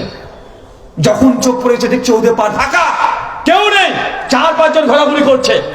খালিদ বিন ওয়ালিদ সঙ্গে সঙ্গে তাদের সৈন্য সামন্ত যারা আছে, স্টপ, এখানে থামুন। সবাই বল কেন? খালিদ বিন ওয়ালিদ বলছে আবার মুসলিমদের উপরে আক্রমণ করব। কাফেররা বলছে আমরা তো যুদ্ধে হেরে গেছি। খালিদ বিন ওয়ালিদ বলছে ওই দেখো দেখো ওদের ওই পর্বত গিরিপথ পুরোটা ফাঁকা হয়েছে। নিঃসন্দেহে মুসলমানরা এখন এই 50 জন তারা পেছন গেটের গনিমত কোরাতে কোরাতে কোরাতে কোরাতে একদম সামনের গেটে চলে গেছে। তারা আনন্দ করছে, উল্লাস করছে, পিছন গেট এখন ফাঁকা। খালিদ বিন ওয়ালিদ পট পরিবর্তন করে দিলেন, রাজনীতি চালিয়ে দিলেন, রণকৌশল পরিবর্তন করে দিলেন। সবাইকে বলছে আবার তোমরা রেডি হও, প্রস্তুতি নাও, যুদ্ধের সজ্জায় সজ্জিত হয়ে যাও। খালিদ বিন ওয়ালিদের নেতৃত্বে আবারও দ্বিতীয় রাউন্ড, আবার ঘোড়া নিয়ে দুর্বল গতিতে ছুটে চলে আসছে। ওদের প্রান্তে এসে অতর্কিত ভাবে মুসলিমদের উপরে এমন আক্রমণ করে দিল, কয়েক ঘন্টায় 70 জন মুসলমান একদম রক্তাক্ত। মুসলমানরা আনন্দ করছিল, পেছন থেকে আক্রমণ করে মুসলমানরা 70 জন শহীদ, আল্লাহ নবীর দাঁত মরক এই যুদ্ধে শহীদ হয়ে গেছে। নবীর পায়ে 5খানা তীরে আঘাত হয়ে আল্লাহ নবীর শরীর দিয়ে ঝরঝর করে রক্ত বেরোচ্ছে। এখন দ্বিতীয় রাউন্ড, ময়দান বিজয় হয়ে গেছে, উহুদের যুদ্ধ বিজয় হয়ে গেছিল। আনন্দ করছেন, তারাও আনন্দ করছিল, তারা গনিমত পেয়ে খুশি। আপনাদের কেউ পালিয়ে গিয়েছে, আপনারা গনিমত নিতে ছুটে চলে গেছিলেন, গনিমত নিয়েছিলেন না, মনে নাই? হাঁস, মুরগি, লেপ, ক্যাথা, বালিশ কিছু বাদ দেননি আপনারা। আরে ওগুলো দিলেন, ভেতরের বাইরেরটা বাদ দেন না। মানে আপনাদের রুচি রেখেছেন, হ্যাঁ, মানে বাদ কিছু দেননি। হাঁস, মুরগি যা পেয়েছেন সব দিয়েছেন, দেখেছেন, মাছটাও ছাড়েনি। সাহাবীরাও গনিমত করে ব্যস্ত হয়ে গেছিল। হঠাৎ করে পেছন দিক থেকে কাফেররা আবার আক্রমণ করেছে। বাংলাদেশকে পেছন দিক থেকে আক্রমণ করার চেষ্টা করা হচ্ছে না? চোখ কান খোলা রাখেন, বুঝতে পারবেন। আমি সব কথা পরিষ্কার করে বলতে পারবো না, কারণ আমি বিদেশি, আমি আপনার দেশের নয়। জাস্ট ইশারা দিতে পারি, পরিষ্কার একদম মানে মানে কাটা কাটা কথা ডাইরেক্ট বলাটা সম্ভব নয়। আর আপনারা শিশু না যে আমার কথা বুঝতে পারবেন না। কথা কি বুঝতে পারছেন? পেছন দিক থেকে আক্রমণ চলছে না? বাংলাদেশকে নিয়ে আবার চক্রান্ত চলছে। বাংলাদেশ যেন আবার আগের মতো হয়ে যায়, 130 দিন আগে যা ছিল ওটা ঘটে যায়। এটার জন্য অনেক পরিকল্পনা, বিশ্বের অধিক পরিকল্পনা অলরেডি করা হয়ে গেছে। হঠাৎ করে ঢাকাতে 200-300 ট্রাক ঢুকে গেল, দেখতে পান নাই? হঠাৎ করে আনসার বাহিনীরা আন্দোলন শুরু করে দিল, দেখা যাচ্ছে না? হঠাৎ করে চিটাগাং থেকে কাউকে একজন দাঁড় করে দিলেন, পতাকার উপরে পতাকা তুলে দিচ্ছে, সংখ্যালঘু হিটিং কার্ড খেলা হচ্ছে। গোটা বিশ্বের মানুষকে দেখানোর চেষ্টা করছে যে বাংলাদেশ, এখন গোটা বাংলাদেশ জঙ্গিতাপূর্ণ হয়ে গেছে। চেষ্টা চলছে না যে গোটা বাংলাদেশ এখন অমুসলিমদের উপরে আক্রমণ করছে, নির্যাতন করছে, হত্যা করছে। গোটা বিশ্বের মিডিয়াকে যদি এটা বুঝাতে পারে, তাহলে বাংলাদেশের অস্তিত্বকে হুমকির মধ্যে ফেলে দিতে পারবে। এটাই তারা এখন কৌশল চালাচ্ছে। এর চাইতে পরিষ্কার করে কথা বলা সম্ভব নয়, কারণ আমাকে ভাই যেতে হবে। আপনারা তো আমাকে পাম দিবেন, বলেন হুজুর, আরো বলেন। আমি যত বলবো আর আমার ইউসুফ আলাইহিস সালামের ওই যে সুন্নাতের বছর বাড়তে থাকবে, তাই না? ওই তার কাটা ভাবে বলবো না, মানে আপনি বুঝলেই হবে। কথা বুঝতে পারছেন না মনে হয়? চক্রান্ত চলছে, চোখ কান খোলা রাখতে হবে। যুবক তরুণ যারা আছে, ফেসবুকে একটা কমেন্ট করতে হলেও 10 বার এর বেশি চিন্তা করে কমেন্ট করতে হবে। একটা কমেন্টও যদি উল্টোপাল্টা পেয়ে যায়, ওটাকে দিও মিথ্যা গুজব ছড়িয়ে দেশের বদনাম করে ছেড়ে দেবে না? এতে কয়েকদিন আগে যশোরে যেমন খুশি তেমন সাজো খেলেছে ছেলেরা, মুখটুক ঢেকে হনুমান টুপি পরে যেমন খুশি তেমন সাজো খেলেছে। ওই প্লাস্টিকের পিস্তল নিয়ে দাঁড়িয়ে আছে। সিডি ক্যাসেটে একটা আরবি বক্তব্য চলেছে, ওটা নিয়ে চলছে যে বাংলাদেশ আইসিস এ লোড হয়ে গেল। আরে মুসলমানরা আইসিস কে জঙ্গি ফতোয়া দিয়েছে কমপক্ষে 1,60,000 আলেম। দারুল দেওবন্দে ফতোয়া মজুদ আছে, সমস্ত মুসলিমরা একমত। তারপর মুসলমানকে জঙ্গি সাজার চক্রান্ত চলছে না ভাইজান? চলছে। আপনাকে আমি এই কথা বলছি, চক্রান্ত চলছে। ওদের যুদ্ধে যেন উল্টো দিক থেকে আক্রমণ ঘটেছে, আবারও সেই আক্রমণ চলছে। আপনাকে চোখ কান খোলা রাখতে হবে। এখনো বাংলাদেশের কিছুই হয় নাই, 50% কাজ হয়েছে। ওদের যুদ্ধের কয়েকটা ঘটনা বলি। যখন কাফেররা যখন আক্রমণ করেছে আল্লাহ নবীর সঙ্গে 9 জন সাহাবী, খালিদ বিন ওলীদ বড় বড় জামাত তৈরি করে দিয়েছে। ওই যে একজন লড়াই করবে না, যখন মুসলমানের সঙ্গে লড়াই করবে 110 জন 12 জনকে তাকে অ্যাটাক করবে। আর এই যুদ্ধে মূল টার্গেট ছিল আল্লাহ নবী সাল্লাল্লাহু আলাইহি সাল্লামকে মূল টার্গেট দুনিয়া থেকে বিদায় করে দেওয়া। কেন? উহুদের যুদ্ধের আগে বদরের যুদ্ধে মুসলমানরা বিজয় লাভ করেছে, কাফেররা একদম লুফিয়ে দিবে যে না আমরা প্রতিশোধ নেবই নেব।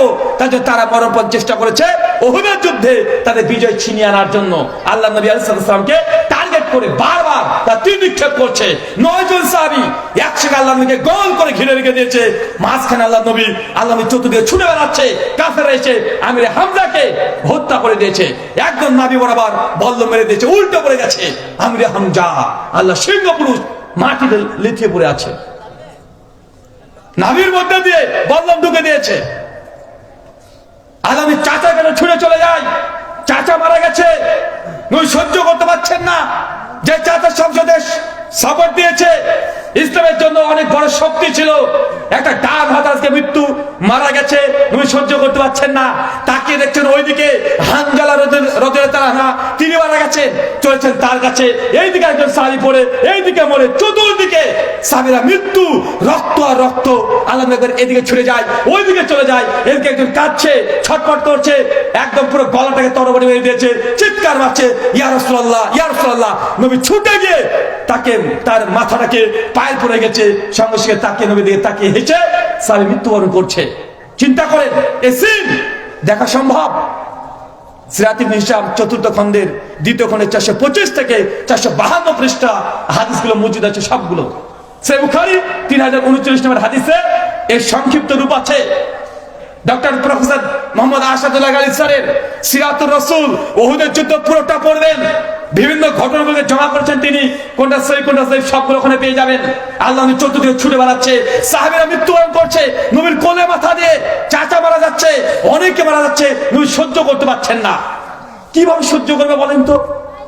সহিহ বুখারী 6478 নম্বর হাদিস, কিয়ামতের মাঠে যখন সমস্ত নবীদের কাছে তাদের উম্মতরা যাবে একটু শাফাতের জন্য, সমস্ত নবীনকার করে দিবে, ইয়া নাফসি, ইয়া নাফসি, চিৎকার মারবে সমস্ত নবী, মুসা, দাউদ, সুলাইমান, ইউনুস, ইউসুফ, ইয়াকুব, ঈসা, মুসা, ইউসা, সবাই একই কথা, ইয়া নাফসি, ইয়া নাফসি। আজকে আমার কি হয়, আমি রবের কাছে তোমার জন্য শাফাত করতে পারবো না। আর আল্লাহ নবী একটা জায়গা থেকে সিজদারত অবস্থায় তিনি শুধু কেঁদে কেঁদে বলবেন, ইয়া উম্মতি, ইয়া উম্মতি, আমার আল্লাহ, আমার উম্মতের কি হবে, উম্মতের কি হবে।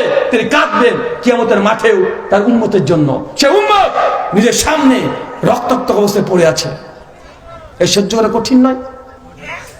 আপনার যদি দেখেন যে আপনার মামাতো ভাই মারা গেছে আপনার সামনে, কে মেরে দিয়েছে, স্থির থাকতে পারবেন? আপনার চাচা আপনার সামনে কে হত্যা করেছে, স্থির থাকতে পারবেন? 70 জন আলমের সামনে মেরে দিয়েছে। সাইদ বিন মুসাইব একদম পতাকা ধরে আছে, কাফেররা নবীকে অ্যাটাক করার জন্য একদম 120-30 জন ছুটে চলে আসছে। সাইদ বিন মুসাইব তীর নিয়ে আর এক হাতে পতাকা নিয়ে ছুটে কাফেরদের সঙ্গে একাই মোকাবেলা করতে শুরু করে দিয়েছে। 4-5 জনকে একসঙ্গে নিয়ে তিনি তরবারি চালাচ্ছেন। সাইদ বিন মুসাইবের এক হাত তারপরে কেটে, যে হাতে পতাকা ছিল ওই হাতটাকে কেটে নিচে একদম ফেলে দিয়েছে। আল্লাহ নবী বলছেন, আলী তুমি পতাকা দায়িত্ব নাও। আলী বিন আবি তালেব ছুটে গিয়ে তাহলে পতাকাকে তুলে নাই। এক এক জায়গায় এক এক রকমের ঘটনা, এক একটা সাহাবীর যদি শহীদের ঘটনা আপনাকে বলি অবাক হয়ে যাবেন।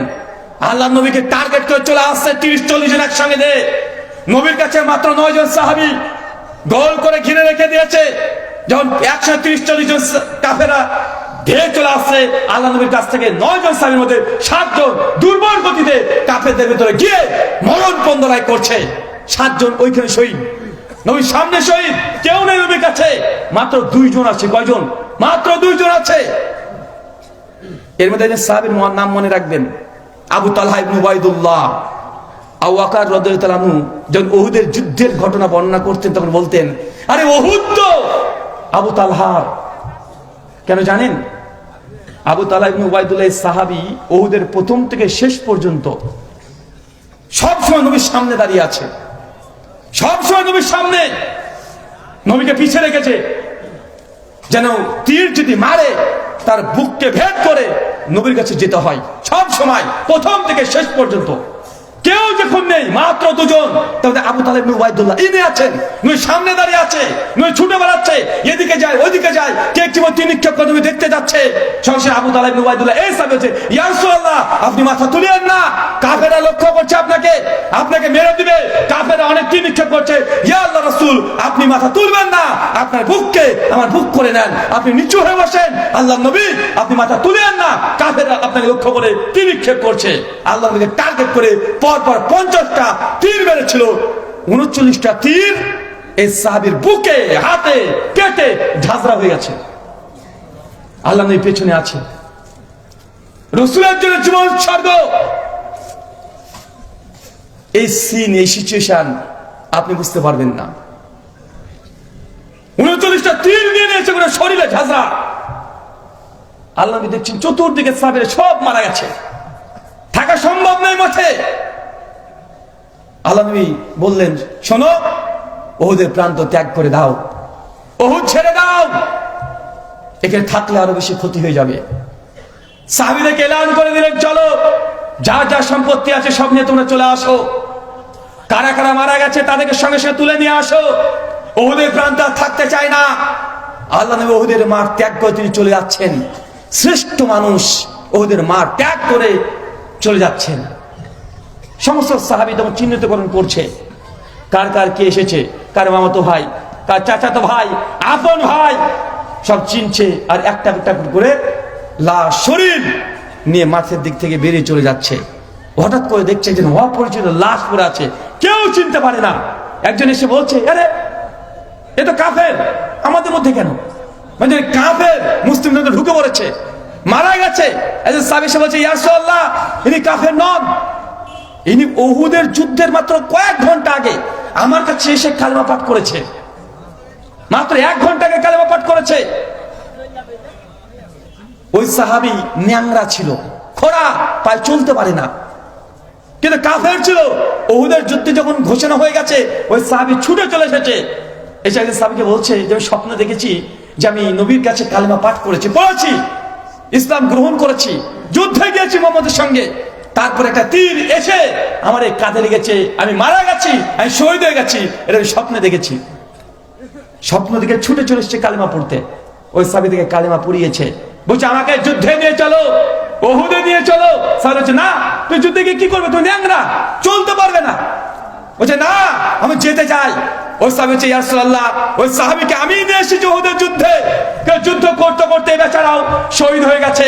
আল্লাহ নবী তার কাছে গিয়ে দেখছেন যে উহুদের যুদ্ধে ওই সাহাবীর এই ঠিক যেখানে স্বপ্ন দেখছে এই কাঁধে এই জায়গাতে তীর লেগেছে, সত্যি দেখছে ওইখানে তীরটা লেগেছে।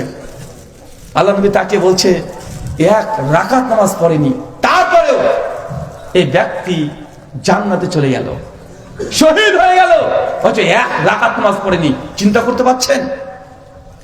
সবাই সবার নিকটে আত্মীয়স্বজনকে নিয়ে উহুদ দিকে চলে যাচ্ছে। হঠাৎ করে দেখছে একটা লাশ খুঁজে পাওয়া যাচ্ছে না, লাশ নেই, গায়েব। আল্লাহ নবী বলছেন যে হানজালা কোথায়, আমার হানজালা কই? আরে হানজালা তো ছিল, যুদ্ধ করছিল, সবাই দেখেছে হানজালা যুদ্ধ করছে। হানজালা কি জানেন? সেই মুসলিম 3008 নম্বর হাদিস, হানজালা যে রাত্রিতে বিবাহ করেছে, বাসর করছে স্ত্রীর সঙ্গে। সাহাবীরা বলছে, হানজালা, নবী তোমাকে উহুদের যুদ্ধে যেতে বলেছে, উহুদের মাঠে যেতে বলেছে। হানজালা বাসর রাত ত্যাগ করে দিয়ে স্ত্রীকে ছেড়ে দিয়ে ওই রাত্রে তরবারি দিয়ে ছুটে চলে গেছে, উহুদের মাঠে গিয়ে লড়াই করেছে। হানজালা শহীদ হয়ে গেছে, হানজালার লাশ খুঁজে পাওয়া যাচ্ছে না, লাশ নেই, সবাই খুঁজে পাচ্ছে হানজালা কোথায়। ওই দেখেন দূরে হানজালার লাশ দেখা যাচ্ছে। সবাই তাকিয়ে দেখছে হানজালার লাশ মাটি থেকে 3 ফিট উপরে ভাসছে, সন্ধ্যর উপরে টপ টপ করে পানি পড়ছে। আলমে তাকে বলছে, সাহাবী আমার হানজালাকে ফেরেশতারা গোসল দেওয়াচ্ছে, ফেরেশতা তাকে গোসল দেওয়াচ্ছে। পরবর্তী সময় জানা যায় সেই রাত্রে হানজালা নাপাক অবস্থায় ছিল, স্ত্রীর সঙ্গে ফিজিক্যালি গিয়ে গোসল করার সময়টা দেয় নাই। নবী দেখেছে, সঙ্গে সঙ্গে তরবারি নিয়ে বেরিয়ে চলে এসেছে। হানজালা এই যুদ্ধে শহীদ। সবাই চলে আসছে সবার মতো নিজে নিজে। যখন সবাই চলে যাচ্ছে, আল্লাহ নবী ছুটছেন, রক্তাক্ত পা, দাঁত থেকে রক্ত বের হচ্ছে, পা থেকে ঝরঝর করে রক্ত বের হচ্ছে। ফাতেমা রাদিয়াল্লাহু আনহা ছুটে এসে নবীর কন্যা পাটাকে মুছে দিচ্ছে, রক্তকে মুছে দিচ্ছে। আল্লাহ নবী যেতে শুরু করেছে, সবাই ছুটছে নিজ নিজ জিনিস নিয়ে। একটা ছোট্ট একটা টিলা পেয়েছে, উঁচু জায়গা, নবী আর উঠতে পারছেন না, বারবার চেষ্টা করছেন, পড়ে যাচ্ছেন, উঠতে পারছেন না, পড়ে যাচ্ছেন। ওই আবু তালেব ইবনে উবাইদুল্লাহ ওই সাহাবী ছুটে এসে দেখছেন নবীজি উঠতে পারছেন না, উনি সঙ্গে সঙ্গে ছুটে গিয়ে নবীজিকে সুন্দর করে কাঁধে নিয়ে তিনি দৌড়তে শুরু করছেন, আবার ছুটছেন, পাহাড়ে তুলে দিলেন। চিন্তা করতে পারছেন, এটা হচ্ছে উহুদের যুদ্ধ। কোন যুদ্ধ? মর্মান্তিক লড়াই। এই ঘটনা বলাটা মুখ মাকসাদ নয়। এই যুদ্ধটা উহুদের যুদ্ধে মুসলমানরা জিতে গেছে না? প্রথমে জিতেছিল না? পরবর্তী সময় মুসলমানরা হেরে গেছে না? শুধুমাত্র একটু ত্রুটির কারণে, একটু ভুলের কারণে আপনাদের মধ্যে দেখা যাচ্ছে আপনারা এত আনন্দিত উল্লাসিত, এখনই বিজয়ের স্বাদ আপনারা পেতে চাচ্ছেন, এখনই খুশিতে আপনারা সব মগমগ হয়ে আপনার মনে করছেন যে আকাশে উঠতে শুরু করেছেন। আমি আপনাকে এক কথা বলি, মনে রাখবেন, যতদিন পর্যন্ত বাংলাদেশ ইসলাম প্রতিষ্ঠিত না হচ্ছে ততদিন পর্যন্ত আপনারা বাংলাদেশিরা পুরো সম্পূর্ণ ফেলিওর। কেন ফেলিওর? কেন এই কথা বললাম? কারণ বাংলাদেশ ভাগ হয়েছে ভারত থেকে। কি কারণে? ধর্মের কারণে। কি কারণে ভাগ হয়েছেন আপনারা? কথা বলেন। ধর্মের কারণে। ধর্ম পালন করবেন, রাষ্ট্র ধর্ম ইসলাম হবে, ইসলাম প্রতিষ্ঠা হবে, এই জন্য ভারত থেকে বাংলাদেশকে ভাগ করেছেন আপনারা। ভারত থেকে আমাদেরকে ফেরত হয়ে আপনারা চলে এসেছেন। আজকে বাংলাদেশে আপনারা প্রায় 16 কোটি মুসলমান, পাকিস্তানে 20 কোটি মুসলমান, ভারতে 37 কোটি মুসলমান। তিনটে দেশে মুসলমানকে যদি যোগ করা যায় 75 থেকে 80 কোটি মুসলমান আছে বাংলাদেশ সাগিরে, এই উপমহাদেশে। এক জায়গাতে যদি মুসলমানরা আজকের দিনে থাকতাম, তাহলে পৃথিবীর কোন বাতিল শক্তি, কোন শত্রু চোখ তুলে মুসলমানদেরকে তাকাতে সাহস পেত না। আপনারা ভাগ করেছেন, চলে এসেছেন ইসলামের জন্য, দিন কায়েম করার জন্য, ইসলামী রাষ্ট্র ঘোষণা করার জন্য। 70 বছর হয়ে গেল, এখনো ইসলামী রাষ্ট্র ঘোষণা করতে পারেন নাই। আপনারা ব্যর্থ।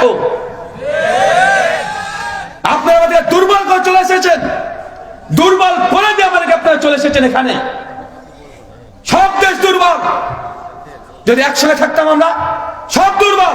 আপনারা দুর্বল না, আপনারা দুর্বল। পাকিস্তানি দুর্বল, ভারতের মুসলমানরা দুর্বল। কিন্তু এক জায়গায় যদি থাকতেন, এক জায়গায় যদি আমরা থাকতাম, কেউ সাহস পেত আমাদেরকে তাকাতে?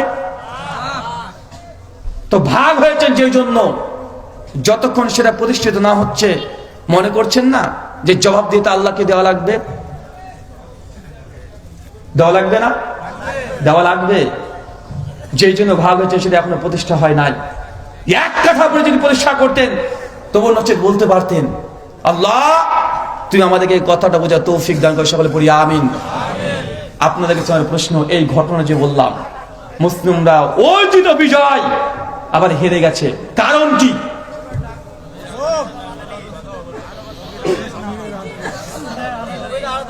এক, নবীর আদর্শকে লঙ্ঘন।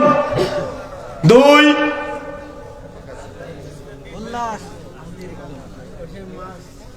বলেন কারণ, বলেন কারণ বের করতে হবে।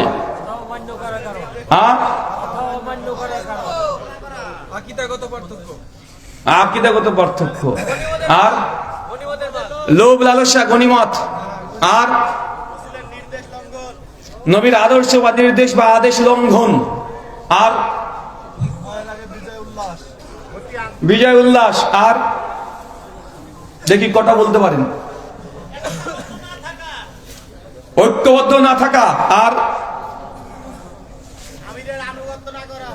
আমিরের আনুগত্য না করা, আর কিছু?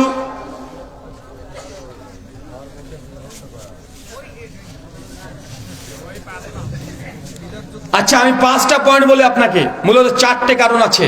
এক, নবীর আদেশকে লঙ্ঘন করা। ফিতনা, আল্লাহ কোরআনে জানিয়ে দিয়েছে, যারাই আমার নবীর বিরুদ্ধে আচরণ করবে, ফিতনা, আমি সে জাতিকে ফিতনা দিয়ে জর্জরিত করে দিব। সূরা নূর আয়াত নম্বর 63 শেষ অংশ। 2, আল্লাহ নবী যাকে নেতা তৈরি করে দিয়েছে, সেই নেতার আদর্শকে, আদেশকে লঙ্ঘন করা। কথা বুঝতে পারলেন না?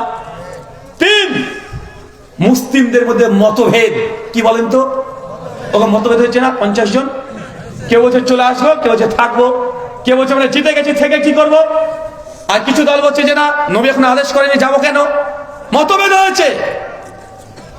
আপনার হুজুর যে বলেছে মতভেদ রহমত, রহমত না গজব, এই দলিল তার প্রমাণ। হুজুর বলছে আরে মতভেদ তো রহমত। আরে বেটা, মতভেদ রহমত না, মতভেদ হচ্ছে গজব। এই হাদিস তার প্রমাণ। সাহাবীদের মধ্যে মতভেদ হয়েছে, কিন্তু মতভেদের সমাধান কোথায় নিয়েছে? কিয়াস, যুক্তি। ওই যে নিচে নিচে, আরে জিতে তো গেছি, উপরে থেকে কি করব, নিচে চলে যাই, কাফেররা তো পালিয়ে গেছে, এটা নিজের যুক্তি না? কথা বলেন, নিজের যুক্তি। অথচ নবীর আদেশ, নবীর হাদিস মজুদ ছিল, আমি যতক্ষণ আদেশ না করব কেউ নিচে নামবে না। হাদিসকে অমান্য, যুক্তিকে প্রাধান্য দেওয়া। 4, দুনিয়ার প্রতি লোভ আর লালসা। গনিমত করে ছুটে তারা চলে এসেছিল। এই 4টে কারণে উহুদের যুদ্ধে মুসলমানরা অর্জিত বিজয় আবার পরাজয়ের গ্লানি ভোগ করেছে। মনে রাখবেন, বিজয় লাভ করা বেশি কঠিন কাজ নয়। বিজয় তো পৃথিবীর অনেক রাজ্য, অনেক গোষ্ঠী, অনেক সম্প্রদায় নিজেদেরকে বিজয় করেছিল, কিন্তু বিজয়কে ধরে রাখা এটা হচ্ছে বড় চ্যালেঞ্জ। বিজয়ের পরেই যে ধাক্কা আসবে, যে স্রোত আসবে, এই স্রোতকে মোকাবেলা করার চ্যালেঞ্জকে সঙ্গে একদম চলা, এটা সব চাইতে বড় কঠিন কাজ। আপনাদেরকে এখনো 5 বছর কঠিন সাবধান সতর্ক থাকতে হবে। যদি সাবধান সতর্ক না থাকেন, আনন্দিত হয়ে উল্লাসিত হয়ে এখনই নেতা হতে হবে, এখনই মন্ত্রী হতে হবে, এখনই সবকিছু করতে হবে, এই চিন্তা করলেন বাংলাদেশের পরিণতি উহুদের 2য় রাউন্ডের মতো হওয়াটা অস্বাভাবিক কিছু নয়, অস্বাভাবিক কিছু নয়। বাংলাদেশের ম্যাপটা দেখবেন আর চতুর্পাশে কারা আছে দেখে নেবেন, এর চেয়ে বেশি বলতে পারবো না। কে কে আছে দেখে নেবেন। মায়ানমার আছে না, চতুর্দিকে দেখে নেবেন কারা আছে। যখন তখন যে চাই, সময় বেশি লাগবে। এই 4টে পয়েন্ট কি কি বললাম বলেন তো? এখনই ভুলে গেলেন? নবীর আদেশ লঙ্ঘন, খবরদার, নবীর আদেশ লঙ্ঘন করা যাবে না। তোমার হুজুর যে বলে গেছে যে ছোটখাটো সুন্নাত নিয়ে বেশি বাড়াবাড়ি করো না, তোমার হুজুর নবীর আদর্শকে লঙ্ঘন করার জন্য তোমাকে উদ্বুদ্ধ করছে। নবীর কোন সুন্নাত ছোটখাটো নয়।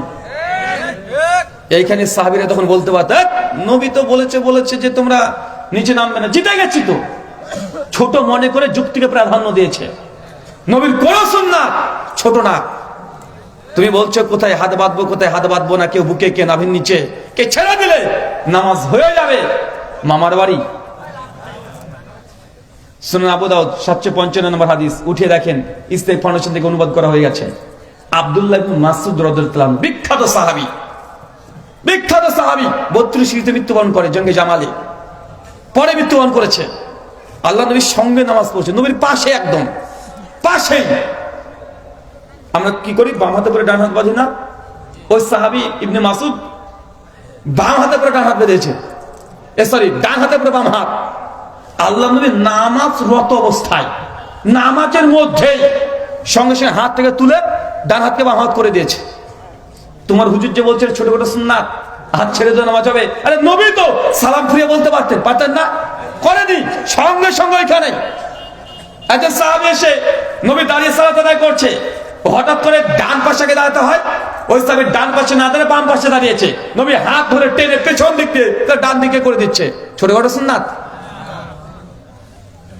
নবীর সুন্নাত কোনটাই ছোটখাটো নয়। নবীর সুন্নাত সুন্নাত। ইসলাম প্রতিষ্ঠা হবে নবীর সুন্নাতবিহীন নাকি?